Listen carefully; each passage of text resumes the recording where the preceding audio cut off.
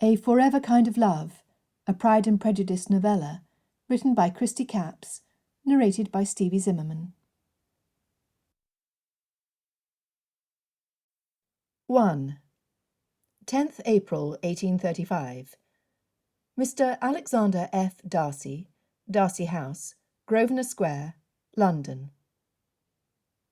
Dear Father, I hope this finds you and the family well. With the twins heading to Eton this year, I suspect you and Mamma are wondering how you will stand the lack of noise at Pemberley. For the first time since my birth, the hallways will be quiet. What will you do with yourselves? How could I forget? You are soon to be the proud grandparents of Rebecca's little one, and are undoubtedly in constant attendance upon her as you await the joyful occasion. I plan to gather gifts for the child and for my sister as soon as the babe arrives, and am in expectation of setting off from town immediately after. Can it truly be possible that the hoyden who constantly escaped the nursery to invade my studies will have a babe of her own, instead of that horrid doll she called Maud, and we called Maudlin, much to her ire? I shall have to bear witness in person to this shocking occurrence before I can make sense of this blessed event. I already have in my possession enough toys, books, and sweets to keep my youngest brothers occupied, and out from under your feet for months, I believe. Can James and Gerald truly be almost 3 and 10 years of age? My, but how time is flying quickly by! Father, I have done as you requested, though it has not been to my comfort. Like you, I find it a challenge to put myself forward when I am unacquainted with the company I am in. The young ladies of the temps, well, they are forward in their approach, and I often feel like prey surrounded by female safari hunters. Would I but meet a woman like mother, I would live my life as happily as my sire. Vague memories of the story of your courtship and marriage flit through my mind. There is no doubt I would benefit greatly by following your example. Harry, yes, cousin Bingley no longer wants to be called Harrison, has proceeded down a path of frivolity, and has plunged himself into the fray. He dances only with those left out, and has quickly become a favourite with the less attractive young ladies.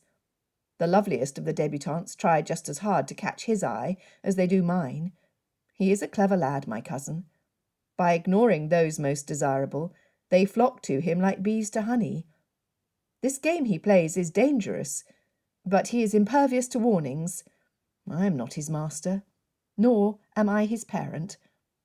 I shall close this missive knowing Mother is undoubtedly poised behind you, peeking over your shoulder, reading each word. I hold you both in deep love and affection. As always, Alex. Dearest. Elizabeth spoke softly, her words drifting the short distance to her husband's ear. Our eldest is lonely. Darcy looked back at his wife, who was, indeed, hovering behind him, reading the letter. Why do you say thus, Elizabeth?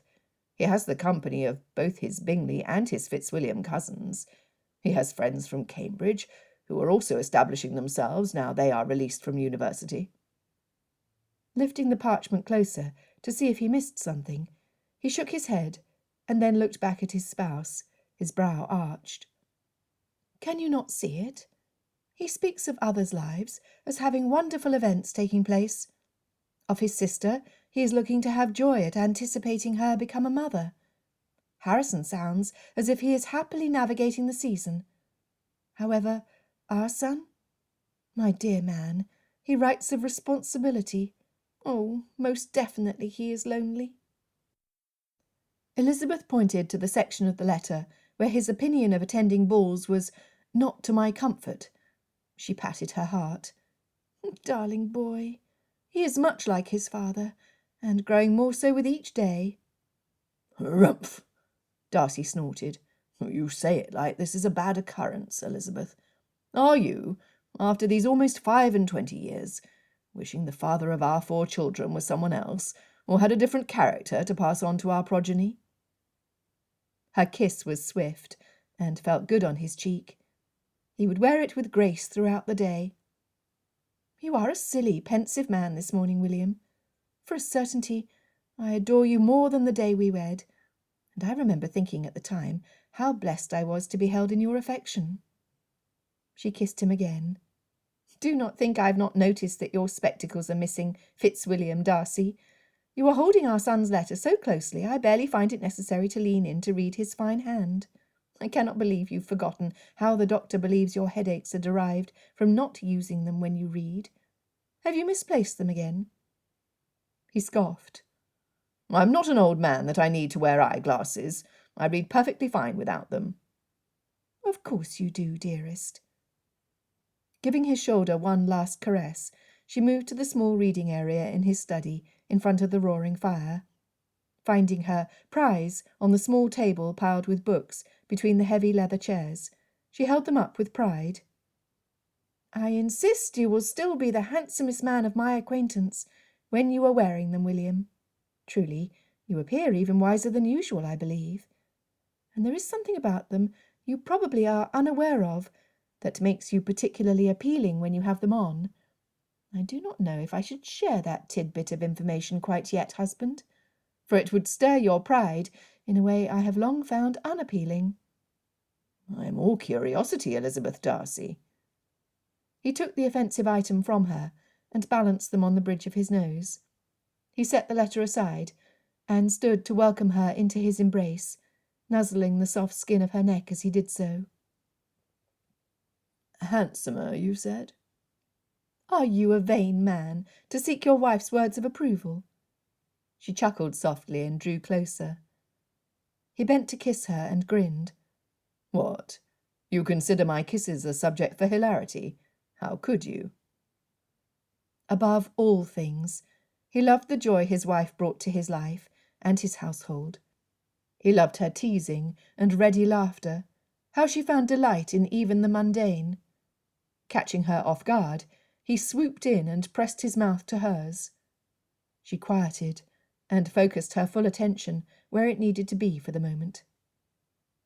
He could kiss her forever, this woman who held his heart in her small hands. In all their years together, she had argued with him and stomped off in anger on more than one occasion. Yet she had never treated him with anything less than respect and tenderness, even when inclined to throw one of his heaviest books at him. He, Fitzwilliam Alexander James Darcy, had learned the true definition of love from this woman, and he prized her above all other humans on the earth. "Pray, tell me what it is you find particularly appealing about a man wearing spectacles, Lizzie. I'm all curiosity." In actuality, he was not curious. Nonetheless, he knew she desperately wanted to trifle with his sense of humour, so awaited her reply with eager expectation. He adored making her laugh. It was his life's goal. "I shall tell you, but you must promise me to keep your arrogance in check, or the consequences might be severe," was her ready reply. "You have my promise." She had piqued his innate inquisitiveness with her response. Now he needed to know. With a giggle, she pulled back from him, although his arms remained tightly around her waist. Peering deeply into his eyes, her grin grew from one ear to the other. "My darling, do you not know that the lenses magnify your impressive dark eyes, so those black lashes look as thick as the forests here at Pemberley? They allow me to see the flecks of gold amidst the rich chocolate of your iris. And—" She drew out the word, so he knew she was finally coming to the point that intrigued her and moved her to hilarity. "Yes, dear." He knew what would happen. She would tease him, then love him. He hungered for her touch, the softness of her smooth hands against his skin. Sure enough, she gently placed her fingers at each temple and pulled him so close the tip of her nose was against his. "My love, my darling man, the main reason I adore you in your spectacles is—" She brushed her lips over his own. "Is because I can perfectly see my own reflection in them." Laughter, which was typically close to the surface in her presence, burst from his chest. She was the best woman alive. "I see what you are about, Mrs. Darcy." He tucked his chin on the top of her head, where it now rested on his shoulder. "You feared, not that my pride and arrogance would return to the days of my youth, but that they would take a blow that would lay my self-esteem low, did you not?" "Yes, Will." Her whisper tickled his skin. She loved him too. He had no confusion as to where her heart was bound. Elizabeth was an excellent mother of their children, and mistress of their household. Nevertheless, he was her priority. They were a team, strong and resilient. They had weathered sorrow and pain, and they had done it together. "I thank you for your consideration in not damaging my character." She snorted in a most unladylike fashion, something she had learned from him. "What are we to do about our son?" "Why, nothing at all. If he is, as you suggest, lonely, we will leave it for him to obtain the best wife for himself." He kissed her cheek as she stepped out of his embrace. "After all, I had no help when I found you." He knew what her reaction would be to his obnoxiously arrogant claim, as clearly as if he was reading it in a book. It was why he said something so outlandish. When she planted her fists on her hips, and fire shot from her eyes, he wanted to smile, but had learned early in their marriage that was not the course of wisdom. "What? You truly believe this of yourself? That you were solely responsible for my heart being attached to your own? Ha!" He knew what to do. All he needed to do was drop his chin a little and slightly lift his shoulders. He called it his humble stance. He had told her of it on or about the 10th anniversary of their union. She had laughed until tears had streamed down her cheeks. She had said it reminded her of her father's cousin, Mr. Collins, when he was at his most self-effacing, and then told him not to ever do it again. It worked. She rolled her eyes at his ridiculousness and turned to leave his study. "Use your spectacles, William, or you will feel my ire." "Yes, ma'am." As with all married couples who have spent a multitude of years together, he knew they would review this conversation as they lay together before extinguishing the candle on the table on his side of the bed.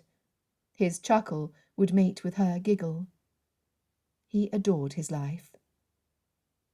Picking up the parchment from his son, he reread each word, which he had to admit was much easier with the offensive glasses perched on his nose. Lonely. Ah, he could see it now. His son needed to find a good woman to be his wife.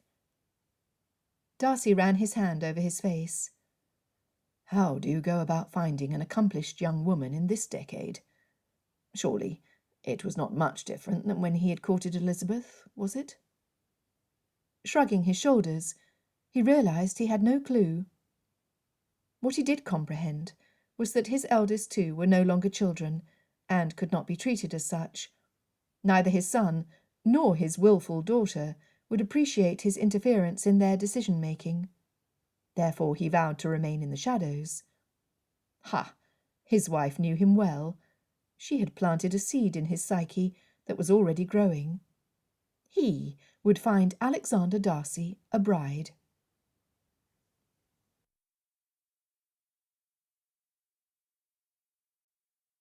Two. Darcy was learning to hate mornings. In his youth he had eagerly hopped out of bed, excited for whatever the day would bring. As an adult, his eagerness had waned. His greatest desire now was to remain in bed and snuggle with his bride. Although he still enjoyed that pastime, it was the accompanying groans and moans of his muscles protesting his movement that he despised. At almost 53 years of age, he was no longer considered youthful. Even he had to admit that his peers were looking old. Charles Bingley, one of his close friends and long-time brother by marriage, had lost all his hair but that around the side of his head, and had a paunch rivalling that of his own brother-in-law, Mr. Hurst. His cousin, Richard Fitzwilliam, kept his hair, but it was no longer dark. Rather, it was covered in streaks of grey and white. Instead of speaking of estate business and family challenges, the men often spoke of their aches and pains when they gathered.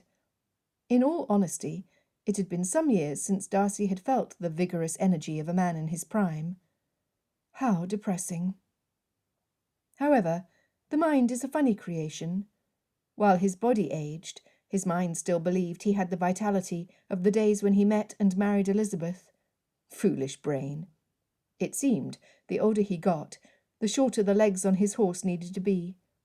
As he waited for the groom to finish saddling Apollo, he pondered the many tasks he needed to perform as master of a large estate. The list was long. Darcy never lost his pleasure at ending the day with all the jobs ticked off his mental tally. Shaking his head, he wondered how long it would be before he began forgetting more than doing. This middle age of life was not easy. His horse had a mind of its own, for though Darcy had intended to ride the western section of the fence line, looking for needed improvements, he somehow made the 5-mile journey east to his daughter's home, Briarwood. Rebecca had been born with light brown hair that shot up from her skull like spiked armour. Her eyes were as dark as his own, but her laughter came directly from her mother. While his son had been easy to guide to adulthood, his beloved Becca had poked and prodded his heart as she worked on him to gain her way. Oh, who was he trying to fool? He had fallen head over heels in love with that infant the instant he saw her. She had wailed her discontent with her new environment, instead of calmly accepting her new lot in life. She was a Darcy. Easily recalled was the day she turned 4 years old. She had knocked on his study door instead of bursting in with her typical exuberance. When he opened the door, she had demanded he sit back down so she could start over and do it correctly. He barely had time to be seated when a much firmer tap came. Pemberley's butler, Hayes, announced Miss Rebecca Darcy to see Mr. Darcy of Pemberley. It did not occur to him not to play along. "Enter." His voice was firm. Becca stepped out from behind the long-time servant and approached the desk. Holding her skirts out to the side, she attempted a curtsy. She almost met with success, and would have, had she not spotted an ant crawling slowly across the carpet. Since one ant typically brought friends, her attention was completely engaged in visually following its trail. "Papa," she whispered, too loudly to actually be called a whisper. "We have unexpected visitors at Pemberley. I do not believe they've been announced. Look!" Her index finger followed the path of the leader. "Oh, Papa, they are no doubt here for mischief." His little girl had been born for mischief, so she had no difficulty recognizing it in others. He had no idea what her purpose had been in seeking him out, and most likely she no longer remembered as well. Over the next 20 minutes or so, they had studied the creatures, as she speculated on their being in his private room. "Papa, do you have secret papers they may want to steal to sell to your worst enemy?" "I do not believe I have a worst enemy, Poppet," he had replied. "I do have secret papers, but they are only of interest to me and are locked safely away. The ants cannot gain access, so I do not think this to be the case." She cupped her chin in her little hand. "I wonder." Her face lit like 1,000 flames. "I do know, Papa. They are from a pirate ship and are here to raid and pilfer.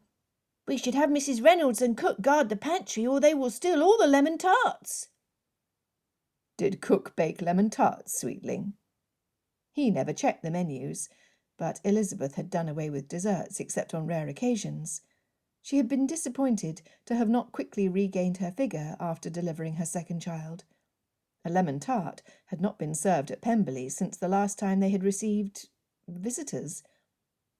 "I cannot think she would have set any out to cool this early in the day, can you?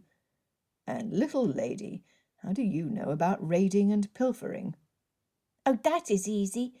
Alex read me a book about a pirate who had a big ship, who robbed from the rich and gave to the poor," was her distracted reply. The ants were continuing to move, her little eyes darting back and forth across the room.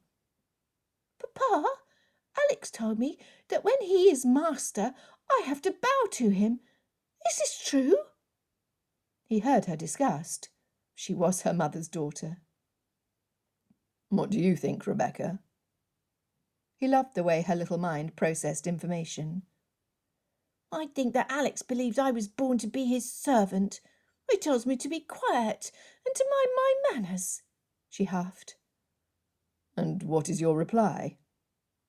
A smile loomed behind his exterior. He forced it away. It would not do to have his daughter think he took her concerns lightly. Papa, I told him he was not you, and that he would never be you, because he is a bossy boy who thinks he's big because his front teeth fell out, and he can stick his tongue through the hole.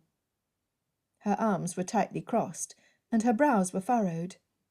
He thinks he is so smart because he can read all the letters and write them as well. He told me he will, one day soon, go off to school and leave me home alone, and I will be miserable. And I will be, Papa. A tear tracked down her rounded cheek. I want to go to school too, please. Ah, this was why she had come. The ants were forgotten as she launched herself into his ready arms. Pray do not let him go, Papa, was chanted over and over as he swayed with her slowly, kissing her sweetly scented hair. It had been a long time since she cried herself to sleep. Like her mother, her days were typically filled with learning, adventure, and joy. When she was put down for bed and he kissed her forehead each night, she insisted her dreams would be wonderful, because God had turned the lights off and left the stars out so she would not be scared. To have her so unsettled at the thought of her brother going away at a future time that she exhausted herself from her tears hurt his heart. His children were growing up. Darcy's horse blew into the morning air. The memories of his children were so precious to him. As he continued to gaze upon his daughter's house, Darcy easily recalled that particular memory's resolution. He had hugged her little form against his chest. Of all he had under his care, or owned in various parts of England, his investments abroad, and the inventory of his safe, he held his family far above anything else claimed by the Darcy name. He had brushed his lips over her forehead and examined her closely. She had her mother's nose and sweeping black eyelashes. Her cheekbones were hidden under padded pink flesh, but her eyebrows arched like Elizabeth's. She had his chin, the one his wife insisted was stubborn. He could not see her reference in himself. However, it was quite evident in Miss Rebecca Darcy. Becca! Becca! Where art? Almost 7-year-old Alex charged around the doorway.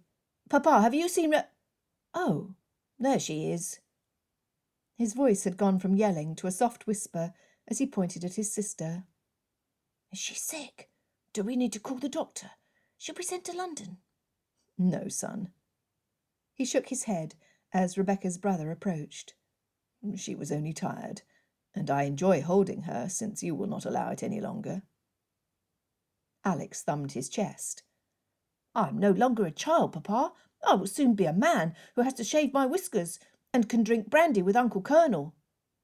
You will, He appreciated that both of his children loved his cousin Richard. Despite the fact he no longer served in the military, he was always the colonel who won the battle charge when Alex played with his toys. He had become the stuff of legends. I can see that we need to step up your education if you will be shaving soon. And, Papa, I will need to trade Petunia for a stallion. Petunia is a child's pony. He looked at his sister. Becca can ride her almost. I see. And are there any more changes I should be prepared for, son? Alex stood straight and tall, with barely any fat on his bones. The young man was a voracious eater, and yet, to Elizabeth's chagrin, failed to gain a pound, while each day his pants seemed to get shorter and shorter. Well, now that you mentioned it, Father, I think it is time I'm taught to take the reins. Soon I will be old enough to race a carriage against Harrison. He told me Uncle Bingley will buy us both a pony cart and will paint his red and mine blue. The boy mused. I think blue is a faster colour than red. Do you not agree? Before he could answer, his daughter's eyes popped open, and she launched herself from his lap. The two siblings completely ignored him as they raced out of the room, him and the trail of ants forgotten. Now his Rebecca will have a child of her own to worry and entertain her. One day, hopefully, Alex will as well. Then, and only then, would they know the love and devotion a parent has for their progeny. As Darcy looked down upon Briarwood, he brushed away a damp spot on his cheek and glanced up to see if rain was coming. He hoped so. The farmlands needed the moisture. No clouds. Odd. The bucolic setting offered him no peace. With the coming of their first grandchild, their lives would never be the same. He was changing, his body was changing, and he did not like it one smidgen of a bit. Only that morning his valet had asked if he wanted the wiry grey hairs pulled out of his eyebrows. Of course he had. Wiry grey hairs? Who had those? Old men, that is who. Hair in his ears, hair in his nostrils. Heaven forbid, hair on his back. He shuddered. He would resemble a bear before long. As his horse stepped restlessly to the side, Darcy instinctively settled the animal as he considered aloud. Possibly Elizabeth would appreciate the extra warmth during the cold winter nights when she snuggled up behind me. Then he thought of those hairs tickling her nose and making her sneeze until she turned away from him in the night. Loneliness over this hypothetical situation blanketed him until he felt like sobbing from the loss. Good grief! He was Maudlin, not Rebecca's old doll. Kicking his horse into a run, he flew down the hill to meet up with the road leading to his daughter's house. With the wind threatening to blow off his hat and whipping against his face, the years were swept away, and he was young again, but only in his mind. When his daughter, who must have been waddling in the garden, saw him, she immediately cautioned. "Papa, be careful! You are not as young as you used to be to ride that fast." His heart sank into the pit of his stomach. Such an unpleasant reminder from someone brimming with vitality. Ugh! Could his day get any worse?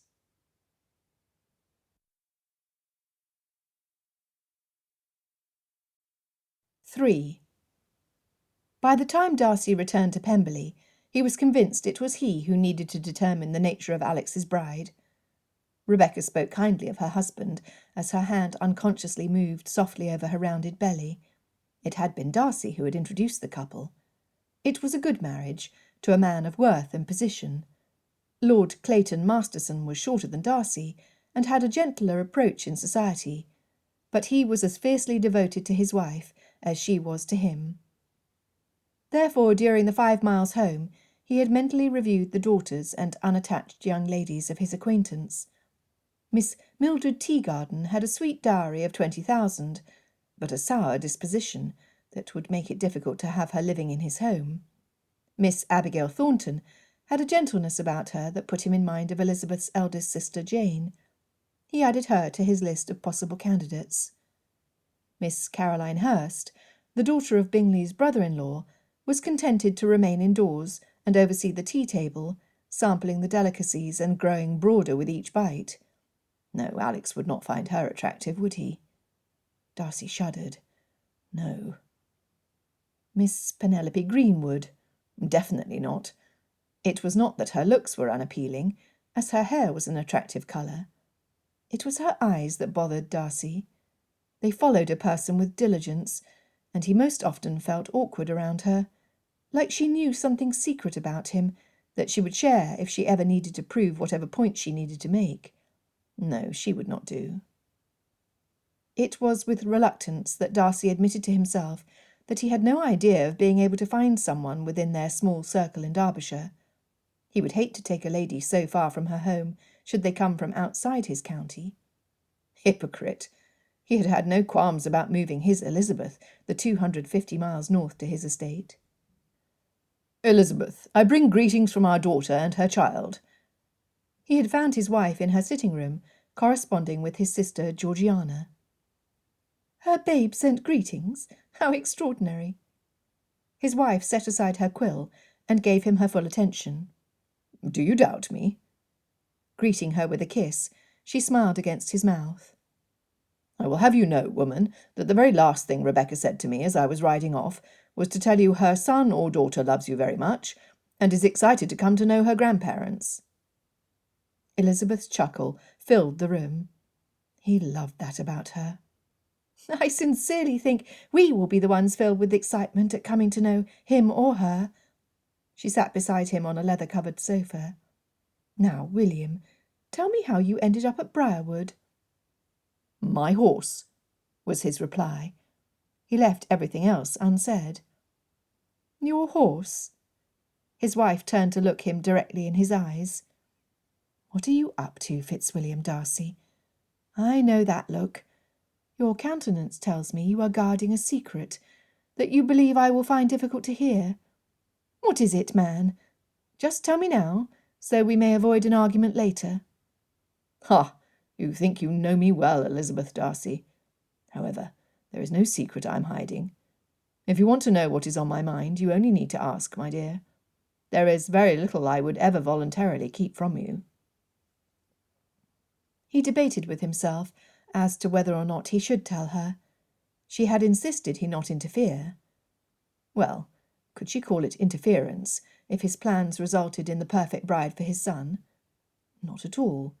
She would praise him for his wisdom, and thank him in a most appropriate manner common to all married couples.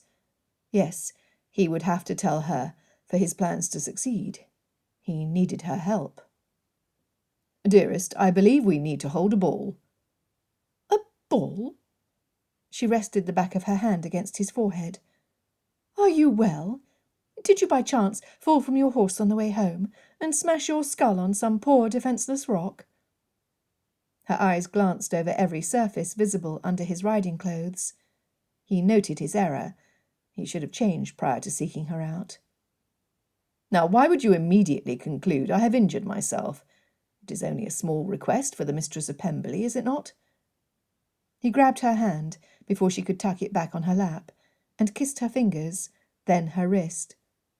She was everything lovely, with the afternoon sun streaming through the window, highlighting the silver glints threading through her coiffure. "You are serious, Fitzwilliam?" She caressed his cheek with her hand. "You are wanting to invite not only close friends, but those we are not well acquainted with, into our home? To socialize?" Her eyes squinted, and her back straightened. "What are you not telling me, husband?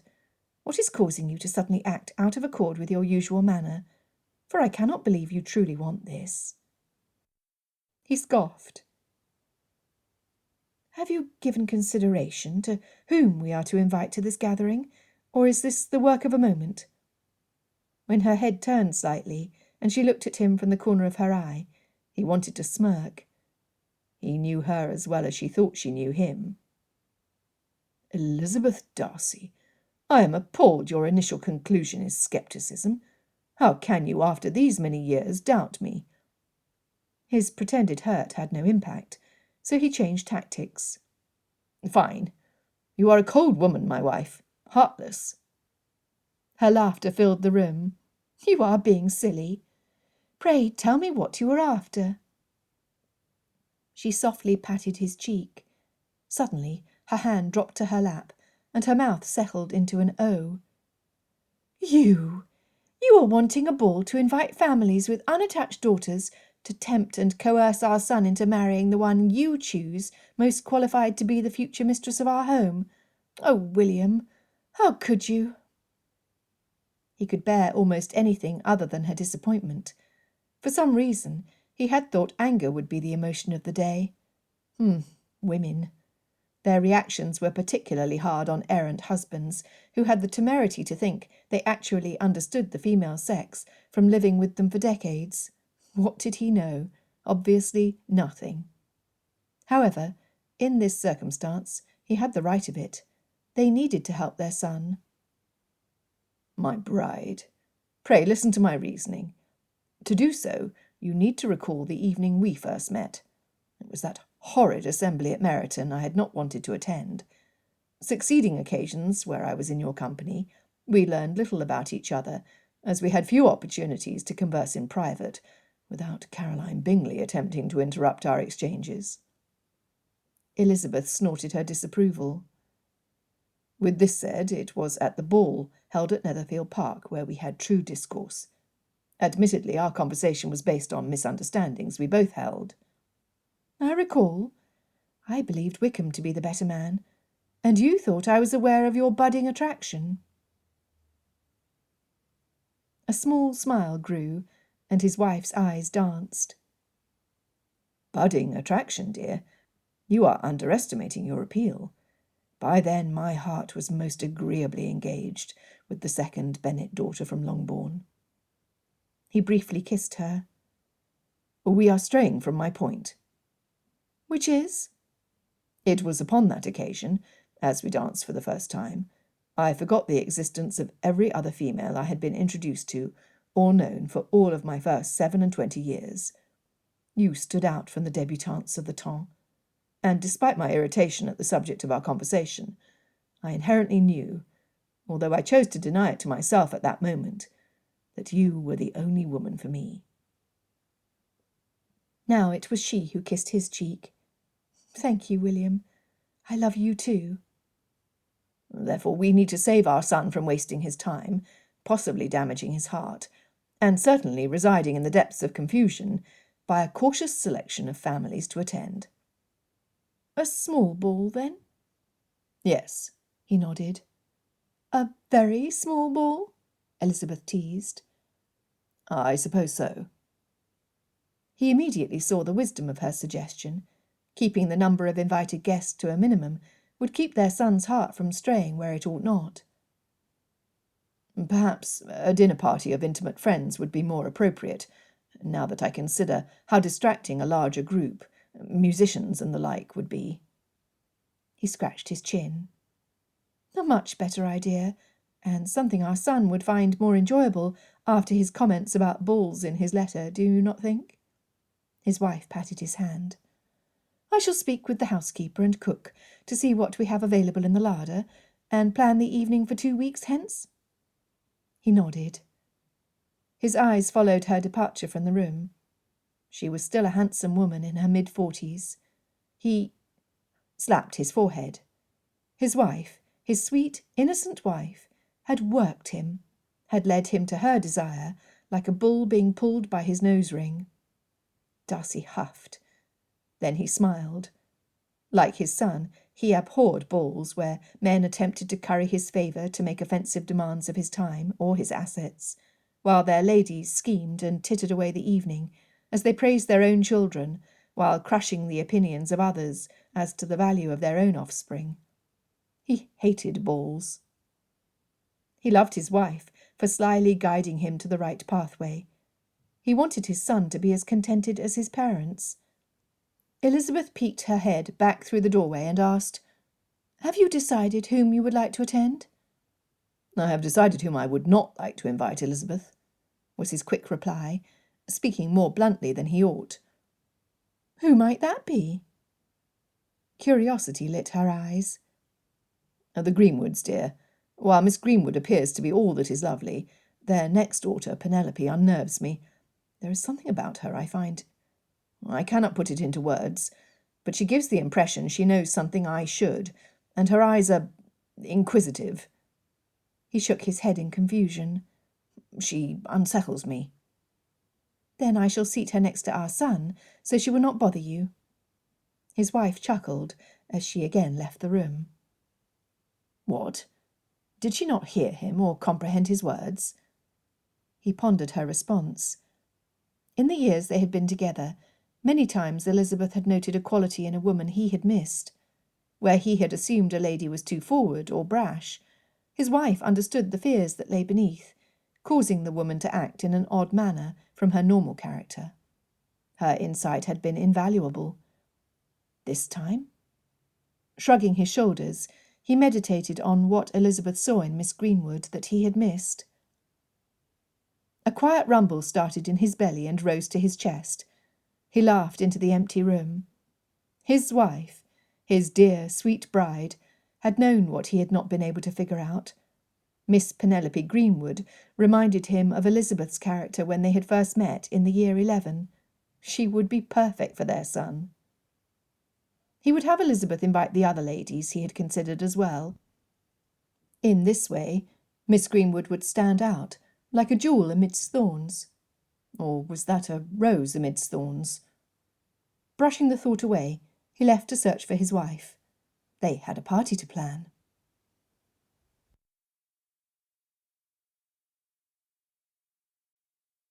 "4.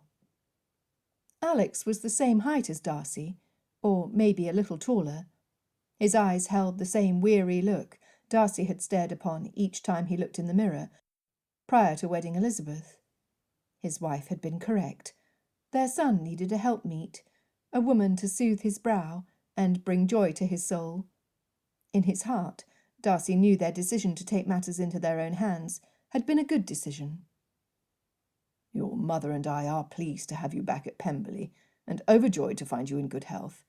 We were not expecting Harrison to be travelling with you, but are happy to host him for as long as he would like to stay." Darcy's gaze examined every inch of his eldest. He was a handsome man, the father had to admit, despite their appearances being similar. From the time Alex was little, Elizabeth had said that all you had to do was to add water and sunshine to the sun, and he would grow to be an exact copy of the father. Again, Elizabeth had been correct. "Thank you, father." Alex sipped the brandy his father had poured.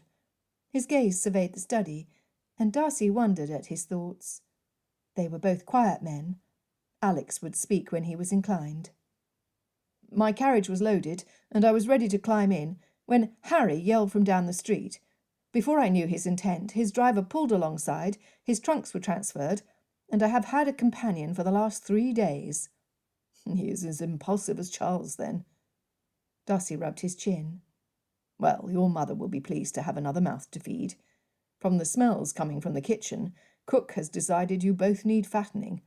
Pemberley may need to hire additional seamstresses to let out your seams after a week or 2. Alex smirked.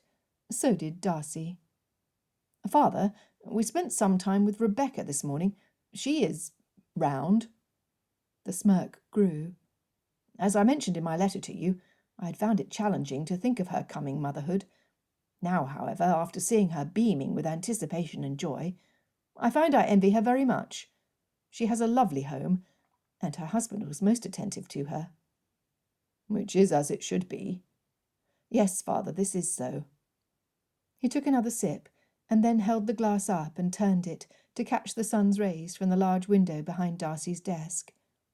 Then he sat erect in his chair and set the brandy on the table. Clearing his throat, he continued, "I have met someone." Darcy's heart dislodged and fell somewhere in the area of his biggest toe. "You met someone?" This was entirely unexpected. What in the world would they do with Miss Penelope Greenwood? He needed Elizabeth. "Yes." His son wiped his palms on the fabric of his trousers. "Her name is Miss Millicent Percival. She's the 3rd daughter of Sir Marcus Percival from Smith Hill in Essex. Miss Percival's father has interests in shipping, and her portion is 30,000. "I see." He did not. "Pray tell me the sort of woman she is. Does she get along well with her mother? What are her accomplishments?" Darcy wanted to slap himself. Get along with her mother? Heaven forbid. Had he based his attraction on Elizabeth's relationship with Mrs. Bennet, they never would have married. Why in the world had that come out of his mouth?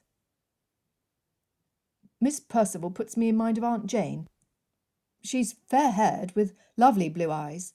Her figure is light and pleasing, and her manners would be accepted in any company." Darcy worried at the look in his son's eyes. They were dreamy. Oh, no. "She's skilled on the pianoforte, and keeps a journal where the pages are lined with exquisite artwork." He was stunned. "You have read her private journal? She has shown this to you?" What sort of young woman was she to boldly display her innermost thoughts? This did not sound good. "Not at all, father. We were attending a picnic at the Fitzwilliams when she started tracing the vines and flowers surrounding the doors of their gazebo. There were no words written upon the page when she asked me to help her determine whether she had the colour of the blooms to the exact shade." "Ah, I see. She was flagrantly displaying her talents, then." Darcy's fingers pinched his chin. "No." Alex slumped back in his chair and picked up his glass. "You appear determined not to like her before you've met. This is most unlike you, father." Darcy cleared his throat and looked beyond his son to the portrait of his wife hanging on the back wall. She would know what to say, how to clearly explain to him that they had already found the perfect wife and mother to the next heir of Pemberley. "You are not entirely wrong, son, and I am ashamed I have allowed myself to be swayed by not believing any young woman could measure up to the value of my child." Darcy chuckled to himself as he decided to place his plans on the shelf out of fairness to the young lady. He caught his son's eye.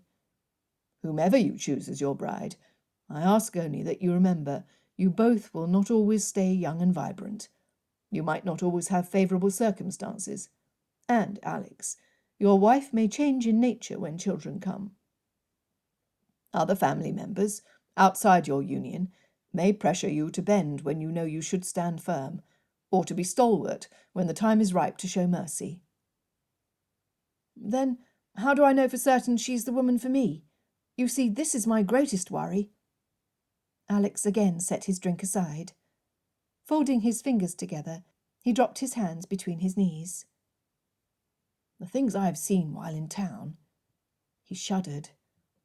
Men who flagrantly take mistresses and flaunt them in front of their wives. Women who slander their mate, making him look small in the eyes of her friends, while they select lovers from the abundance of willing young men who long for companionship. "You?" Darcy stood and leaned over his desk towards the young man. Even he could hear the harshness of his voice. "No, father, I have not followed the path into vice like so many of my acquaintances." Alex quickly reassured him. "Sifting through those reprobates is easy. The difficulty comes when trying to determine if the face I'm being shown is the real one, is genuine. I watch carefully when I attend society's events, and I see men pretending to be wealthier than they are, men who have a mountain of debt, who are seeking a rich, innocent young lady as their wife. I see those same young ladies, with a pretence of grace and honour, who turn on their peers and skewer them with a glance should they poach upon a gentleman they believe to be theirs. It is a shoddy business, this trying to find a wife." Darcy nodded. In his youth it had been little different. "Father, I've been told the story of how you chose Mamma to be your wife and mistress of our homes many times since my childhood. Whether it was you telling me, or it was Mother, I cherished the tale because I had daily proof of the love you each hold for the other." While he paused to capture his thoughts, Darcy nodded. His son spoke the truth. Eventually Alex continued. "When Mamma speaks of the period from your first meeting until your second proposal, she teases how offensive you were with your haughty pride and arrogance. She also admits to her own prejudices during that time." "Yes, this is true," Darcy admitted, relieved they had long moved past that horrid time of turmoil. "We neither of us performed well." "Pray do not take offence when I suggest this gives me hope." A slight grin lifted the corner of Alex's mouth. "I think you are aware that the two of us have often been compared as equals in how we move through society. That you found a wonderful woman despite your discomfort fills me with courage in seeking someone of my own." Darcy nodded. "Alex, I recall that it was Theocritus who spoke of a chip of stone being similar in character to the block it was taken from. Although it has been over 1,000 years since he wrote those words, they are as true today as they were then. That we have the same difficulties then is not surprising.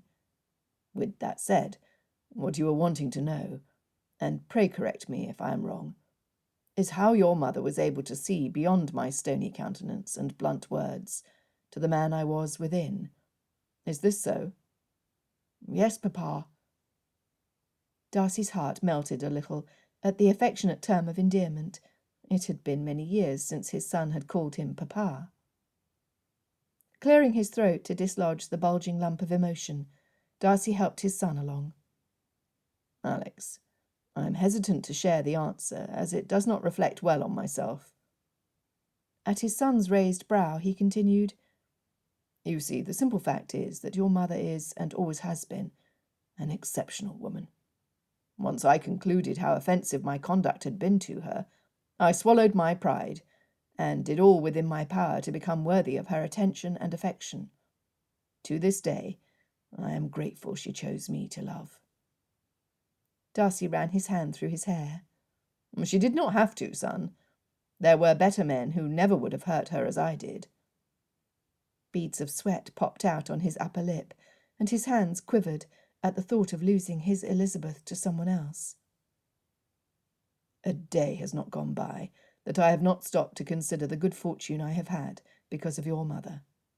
I hope her face is the last I see when I no longer walk this earth, for I cannot imagine a life without her. She is as essential to me as my next breath.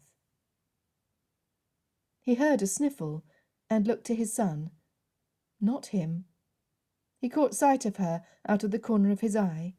She was standing at the door, her hand cupped over her mouth, tears streaming down her cheeks. She said nothing as she walked closer. She did not acknowledge their child, nor did she look anywhere other than directly at him. He stood when she reached his desk, pulling her into his embrace, where Elizabeth tucked her head under his chin. He kissed her soft curls, and swayed with her, back and forth, until she quieted. It was these moments, these precious seconds, when he felt stronger than Atlas, and more needed than the sun on the earth. He loved her, and she loved him in return.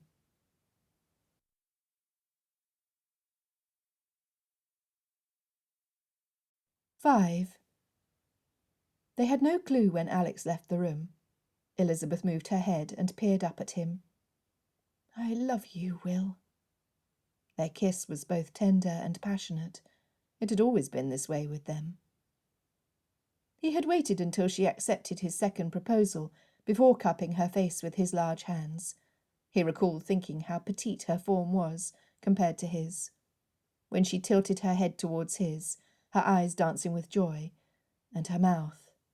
Lord, he still remembered every breath with clarity.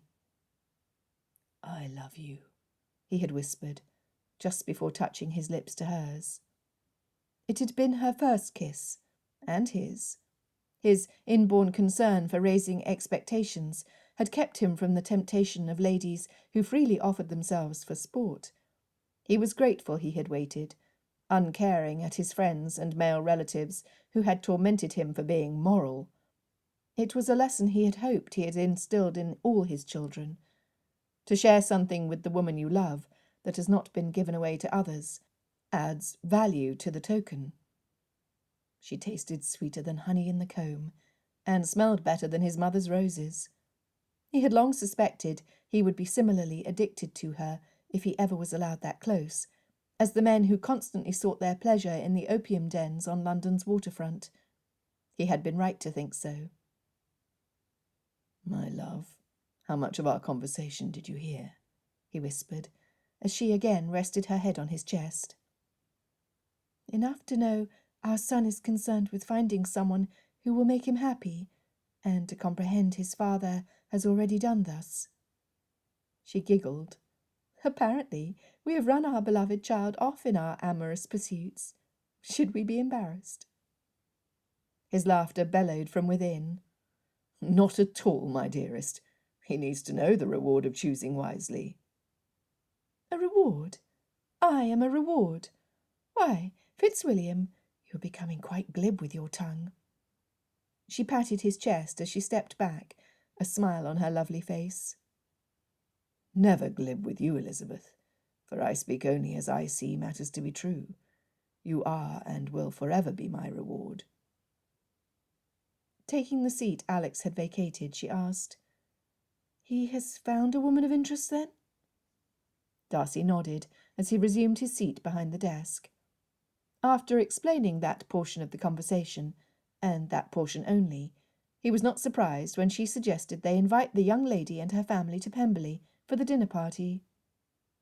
"We shall see how Miss Penelope Greenwood measures up to Miss Millicent Percival, as I suggest we invite all of the families for a house party," Elizabeth suggested. He wanted to moan and groan and tell her it would be impossible to have so many staying in their home. The noise, the interruptions, the breach of their privacy, all of these were intolerable. She raised the peak of her left brow, and he inherently knew she had read his mind. Darcy huffed. Then he capitulated. "Whatever you think to be best will be acceptable to me, Elizabeth." He wanted to kick himself for giving in so easily. However, when she smiled, he wondered at his hesitation. He was a fool. The 2 weeks until the house party passed quickly. Their son rode to his sister's estate almost daily, while the twins attempted to follow and emulate Alex. Sir Marcus Percival and his family were the first arrivals. Despite having several younger children who had been invited, they brought only their unmarried daughter, Millicent. She was all Alex had said, lovely in appearance and demure of character. Darcy watched his son like a hawk, to see how much of his heart was already engaged to the young lady. At the end of the first hour spent in company, he could not tell if Alex was in love, or whether or not he was merely being polite. Fitzwilliam Darcy wanted to curse his son's remarkable reflection of his own father. Why could he not be more demonstrative like his mother? The light rain that had misted the area since the morning had turned into a downpour, rivulets streaming down the window glass. When the Greenwood family was announced, it was quickly discovered that Miss Penelope had had an unfortunate mishap in one of the puddles in the approach to the house. 6 inches deep in mud, Alex muttered a bit louder than intended, as he glanced down at her spattered hem. Although it was exactly as Darcy had observed, it had been rude of his son to mention it. However, rather than take offence, Miss Penelope's delightful laughter filled the drawing-room. "I do believe, sir, that you have slightly understated the extent of the damage by several inches." The young lady held her skirts off the floor out of consideration to the staff, who would have had to trail behind her to clean up the mess. "If I might be shown to a room to refresh myself, I do promise to appear to a slightly better advantage with the mud removed." As Darcy spied the blush rising from his son's neck, he recalled Elizabeth, many months prior to her having knowledge of his interest, arriving at Bingley's old estate to care for her beloved Jane, with her skirts in a similar condition. Fortunately, it had not been Darcy who had condemned Elizabeth's hem. Rather, her nemesis, Caroline Bingley, had spitefully attempted to draw his attention from their visitor's fine eyes. He wanted to chuckle and slap his hand on his son's shoulder, for he himself had poorly presented himself to Elizabeth by making an insulting comment about her appearance when they first met, that she was only tolerable and not handsome enough to tempt him. Oh, but his wife tempted him daily. Miss Millicent Percival had snickered at Miss Penelope's plight. That the only thing to ruffle her feathers and discompose her had been a disaster against another showed a flaw of character he found unattractive. Since it was such a Caroline Bingley thing to do, Darcy's mind became set against her as the future bride of his son. She would not become Mrs. Alexander Darcy if he held any influence at all. Upon Miss Penelope's return, she greeted her hosts with a smile. To Alex she merely acknowledged him with a slight tilt to her head and a raised brow. Darcy wanted to laugh aloud as he glanced at his wife to see her in the exact same pose. Miss Penelope gracefully accepted the introductions to their other guests, politely moving through the room until she settled next to her eldest sister, Miss Constance Greenwood. They were a study in opposites, much like Jane and Elizabeth Bennet had been. One was fair, while the other was not. One was quiet and demure, while the other was— Darcy could think of no other term other than alive to describe her. Alex turned his back on the sisters, moving to stand next to the fireplace mantel. His eyes softened as he gazed upon the quiet, fair-haired shrew, and sharpened each time merriment bubbled from the dark-haired beauty. "Say, Darcy," Sir Marcus loudly addressed him from across the room, "what think you about the leadership of the nation? With Sir Robert Peel on the way out as Prime Minister, will the Whigs or the Opposition take charge? I do not doubt you have an opinion, sir."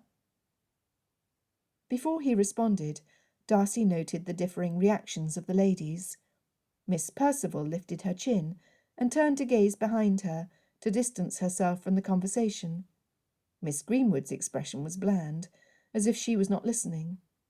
Miss Penelope's eyes danced. Darcy suspected she had an opinion she ached to express. Before replying, Darcy looked to his son. Yes, he had an opinion as well. Strategic planning was the task of every estate master. Darcy decided to put some of this wisdom into action, as there were few means more effective to determine the set of a person's mind than to allow them to publicly express their own opinion. "Miss Penelope, by chance do you have an answer for Sir Marcus?" He thought to help things along. Elizabeth moved alongside him. When she put her hand around his elbow without looking at him, she sharply pinched the tender skin inside the fold of his arm. "Thank you for asking, Mr. Darcy." Miss Penelope stood and moved to the opposite side of the mantel from Alex. She kept her eyes on the positioning of her steps until she was settled. Then she directed her vision directly at him. "I have read in the papers that the incumbent, Lord Melbourne, is to take office soon. Whatever changes will take place in government with a new Prime Minister will be to the pleasure of some and the disapproval of others." The corner of her mouth lifted slightly, and Darcy wondered if it would reveal itself as a smirk. It stopped just short of doing so. This young woman intrigued him. Sir Marcus snorted. "What do women know of government?" He glared at the younger Miss Greenwood. "I say, Darcy, I would not have thought you to be one of those men who allowed your ladies to think higher of themselves than they should. Why, the great minds of our Parliament stopped that Mary Smith almost 3 years ago from trying to get the vote. An intelligent man would keep his women in their place." "And what would you say my place is, Sir Marcus?" Elizabeth answered, before Darcy could reply, her grip tightening painfully on his arm. "Or, if it would be a simpler task, you might desire to speak of your own dear wife instead." He heard her venom, and was surprised when the other man failed to take note of the trap his wife had laid in front of him. Darcy glanced around the room. The other ladies, with the exception of Miss Penelope and her sister, had their heads bowed, a sure sign they were uncomfortable with the conversation. When Constance Greenwood delicately put her fingers to her mouth to stifle a yawn, rolling her eyes, an action indicating her boredom with the subject, Darcy disregarded her as the future mistress of his home. His son? He was looking directly at his mother with pride. Oh, yes, Alex had been reared to know the value of a good woman, having had the finest example in his own home. Darcy deliberately cleared his throat to return the attention to himself. "Due to the volatility of the subject, and the discomfort it is bringing to some in attendance, let us speak of this at another time." In the sudden quiet, Pemberley's butler announced the arrival of guests. Darcy and Elizabeth introduced the Teagardens and the Thorntons, after warmly welcoming them to Pemberley. There were now 5 unattached young women for his son to observe. Miss Mildred Teagarden had walked into the drawing-room with a scowl on her face. Miss Abigail Thornton, on the other hand, hid behind her mother. Within minutes it was a challenge to remember she was present. The stage was set. The players were in place.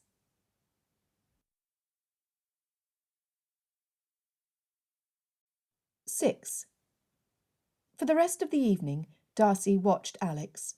Often he felt like he was looking into a mirrored history of his own countenance before Elizabeth became known to him. Darcy smiled to himself. The day they wed had become a pivotal date in his history. He had a life before Elizabeth, which he now discerned was bleak and lonely. The life after Elizabeth had been filled with joy and promises. He would not trade those years for the world. His son was respectful to the mothers, but gave minimal attention to the daughters, except for Miss Percival. Darcy wanted to scratch his head. How could he separate? He laughed at himself. Why was he worried about something he had no control over, when he had the best tactical strategist on the globe in his own household? Elizabeth would know what to do. Dinner that evening had been enlightening. Elizabeth had seated Miss Percival to Alex's right, and Miss Penelope directly across the table from him. Next to Miss Penelope was Sir Marcus. Darcy struggled to overhear their conversation. "You're interested in politics, eh?" Sir Marcus spoke with food in his mouth. Darcy checked to see if Miss Penelope crinkled her nose at his rudeness. A quick inhale was the only evidence of her disappointment with her dining companion. "Why would I not be?" the young lady replied with equanimity. It was obvious the man was attempting to remind her of what he conceived was her proper place in polite society. "A female is affected by the decisions of Parliament, the same as a man, sir. To me, a government is much like the family arrangement. When the man of the house is fair and understanding, showing his wife and children respect and attention, the whole household benefits. Should he act the autocrat, ignoring the needs and wants of his spouse, there will not be peace or harmony. Therefore, a wise man will seek the interests of others besides himself. Rulership is very much the same, do you not agree?" She did not wait for his reply before she continued. "When the people respect their leaders, they will work tirelessly to support them. Where there is no respect, there is revolt." "You give your opinion very decidedly for so young a person." Shaking his head, he muttered, "Blaming the current administration for the discontent of the masses." Sir Marcus appeared flummoxed at the strongly expressed insights from the lady. "You're blatantly wrong, young woman, and I would suggest that your father was lax in your upbringing. Did you have no governess?" He huffed and puffed, his voice growing louder. "The people today are not taught respect for their betters, and it shows in the way they rebel against authority.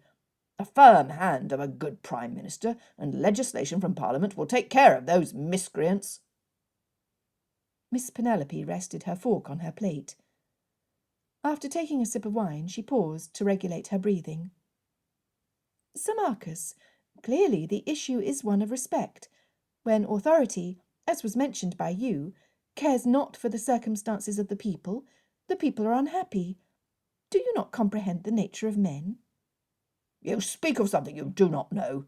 The people do not matter." Drops of saliva sprayed from his mouth. Calmly, Miss Penelope used her napkin to wipe the disgusting fluid from her sleeve. "Enough," Darcy interjected, his voice sharp. "We will have calm at my table." Directing his attention to Sir Marcus, he added, "Speak of something else. Now." The man sat back in his chair and wiped his chin. "Young people these days," he mumbled. Darcy glanced at the other end of the table, verifying whether Elizabeth had heard the exchange. Her slight smile, and the slight lift of her glass to him, proved her opinion was the same as his. Any person, male or female, who considered the workings of a home in comparison to the workings of government, or, for that matter, the relationship between the master of an estate and his tenants, was worthy of admiration. Then he looked at Alex. The bemused expression gracing his face incited delight. Already his son was taking note of a woman he originally had every intention of overlooking. Darcy caught sight of Miss Percival as the purse of her lips was relaxing after staring, or rather glaring, at Miss Penelope. The lift of her chin and the turn of her cheek was an unpleasant reminder that the apple typically does not fall very far from the tree. Darcy shuddered at the thought of having her permanently lodged at Pemberley. Not while he was master. Surprisingly, Miss Constance Greenwood smiled at her sister while nodding her head in support. Darcy had assumed she was of the same character mould as Miss Percival. He wondered at the lady only briefly. She was not the one to settle Alex's future. The entertainments of the evening could not end soon enough for Darcy. He had much to discuss with Elizabeth about the feminine gender currently in their house. His mind was set. Miss Penelope would be Alex's wife. They would have to craft a plan to throw the two young ones together to hurry the courtship along. "You have them already wed." Elizabeth was nestled beside him, the candles burning low. She ran her fingers over his chest and stretched like a cat whose back had been thoroughly scratched. She chuckled. "I will confess that I prefer Penelope Greenwood over Miss Millicent Percival, for it appears the daughter is very much like her father in attitude." "Her father is an old stick-in-the-mud who's not kept up with the times," Darcy snorted. "That old stick-in-the-mud is younger than you, my dearest husband, by 4 years." His wife giggled. "Then he should respect his elders, should he not?" He was 4 years older. Impossible. Darcy was uncomfortable at the thought that he appeared to be more of an advanced age than the man. Good heavens, Sir Marcus looked at least 60. Darcy thought to jump up and check himself in the tall dressing-room mirror to see if he truly had aged beyond his years. However, the bed was so comfortable, and Elizabeth was quite contented where she lay. His vanity had no value compared to the tender caress of her arms. Sir Marcus reminded him of Gilbert Hurst, a man more concerned with greedily filling his belly and seeking his own desires than being received well by others. Should Alex marry the daughter of either gentleman, they would be thrust in each other's company. Intolerable. He shook his head to get back on topic. "My love, how do we help our son to see where his future should be? He is much like his mother with her stubborn chin and stern countenance. How can we possibly convince him we are in the right, where he believes it is his own idea?" "Fitzwilliam Darcy." Elizabeth moved to rest on her elbow, giving him a light pat with her hand. He pretended it hurt, so she would kiss his wound. She did not, rolling her eyes at his paltry attempt for succour. "We will not interfere with our son's romantic life. He's like you, darling, with the propensity to overthink every little detail. Pray, allow him to choose his own mate at his own pace and his own time." She finally bent down and brushed her lips over his cheek. "He will not thank us, should we interfere." While he knew her words to be true, after all, he would have hated interference with his courtship with Elizabeth. He balked at the thought of doing nothing. "Oh, William, you sound like an old man." Her teasing words hurt. When had he become so sensitive? Harrison Bingley had stayed at Pemberley 2 days after his arrival with Alex, before he heard of a house party close by his parents' home. His quick departure was as impulsive as his decision to join his cousin in his carriage had been, therefore it was no surprise when he returned unexpectedly. "I'm quite determined to enjoy the company of your guests, Uncle Darcy." Like his own son, Harrison Bingley was the mirror of his father, amiable with a ready smile. The 3 men sat in Pemberley's study, where Sir Marcus would not condescend to invade the space or the conversation. "My parents send their regards." "Thank you, Harrison." Darcy questioned. "Is this your only reason for visiting?" "Certainly not." Again, like his father, the younger man was unfailingly modest. "I long to see James and Gerald before they shoot up and tower over me. I'm anticipating devouring Cook's fruit tarts by the dozens, and yearn to spend time with Aunt Lizzie, as she cleverly admonishes me for one reason or another." Darcy speculated the response had been prepared over the course of the long carriage ride that morning. "Is that all?" Lifting his brow in imitation of his wife, Darcy endeavoured to tilt his head at the same angle he had observed many a time over the decades. It worked. His nephew burst out with the real reason for his visit. Women, how did they know to do these things to get directly to the heart of a man? Was it learned? Ingrained? Would Darcy ever know? "No, Uncle." Harrison fidgeted. "In truth, I was worried about Alex." He glanced at his cousin, as did Darcy. Immediately his son struck a pose, demonstrating the height of his indignation. Harrison stumbled to reply. "Alex, pray do not misunderstand me, my friend. Even you were aware of your struggles with the fairer sex. I'm merely here to help you along by distracting the ladies you are poorly attempting to avoid, leaving you to the one you're trying to impress. It is a good plan." Yes, his eldest even sounded like his father. "I need no help." "How can that be?" Harrison wondered. "Since Eton, you've seldom been able to speak more than a word or two with a pretty girl. As of 2 weeks ago in London, you were faring little better, my man. Has something changed? Has the influence of your dear mother finally taken hold of you, so you smile and chat like the rest of us?" Darcy knew his nephew's heart was in the right place. He agreed with most of his opinions. Before Alex could respond to the charges, Harrison added, "Pray tell, how is Miss Percival standing up against the other ladies? Does she still capture your eye? Or have you found another guest to be more agreeable, someone who actually makes your heartstrings sing?" Alex glared at his cousin. "Harry, I see the path you're on. You're set to interfere in business that is not your own. This is, as I have told you many times before, a dangerous game you play. For one day you will dance with the wrong daughter and find yourself waiting for your bride-to-be to saunter down the aisle as the father rubs his hands in glee at his girl capturing you and your inheritance." Harrison chortled. "But to answer your question, impertinent though it was—" Alex stood and paced in front of his father's desk. "Miss Percival is still the epitome of loveliness and grace." Darcy felt both brows jolt almost to his hairline. Grace? The young lady had scoffed at Miss Penelope's hem, and had, by her manner, held herself above the other young lady when the subject of the conversation had been deemed inappropriate by her. Those were not the actions of a woman of grace. "The others, Alex, what are they like?" Harrison's knee bounced in anticipation. "Are there any others who are particularly pretty?" "No, not in comparison to Miss Percival." "What? What of Miss Penelope? Even Miss Constance Greenwood was lovelier than Miss Percival." Darcy knew better than to cast his opinion into the conversation, but he was truly surprised his son had not noticed what a vibrant, intelligent woman the younger Greenwood daughter was.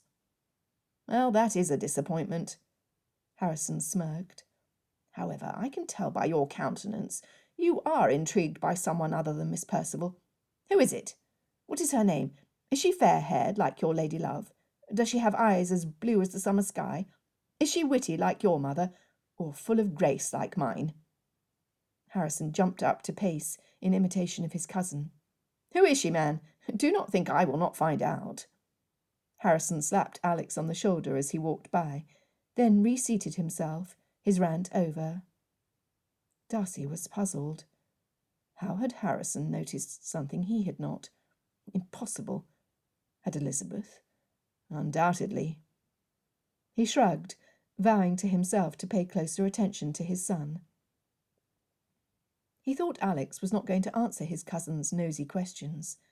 While Harrison wore that silly grin, frustration filled his son until it boiled over. "I'm not intrigued by Miss Penelope." He slapped his hand over his mouth, and Darcy wanted to grin. This was going to be good.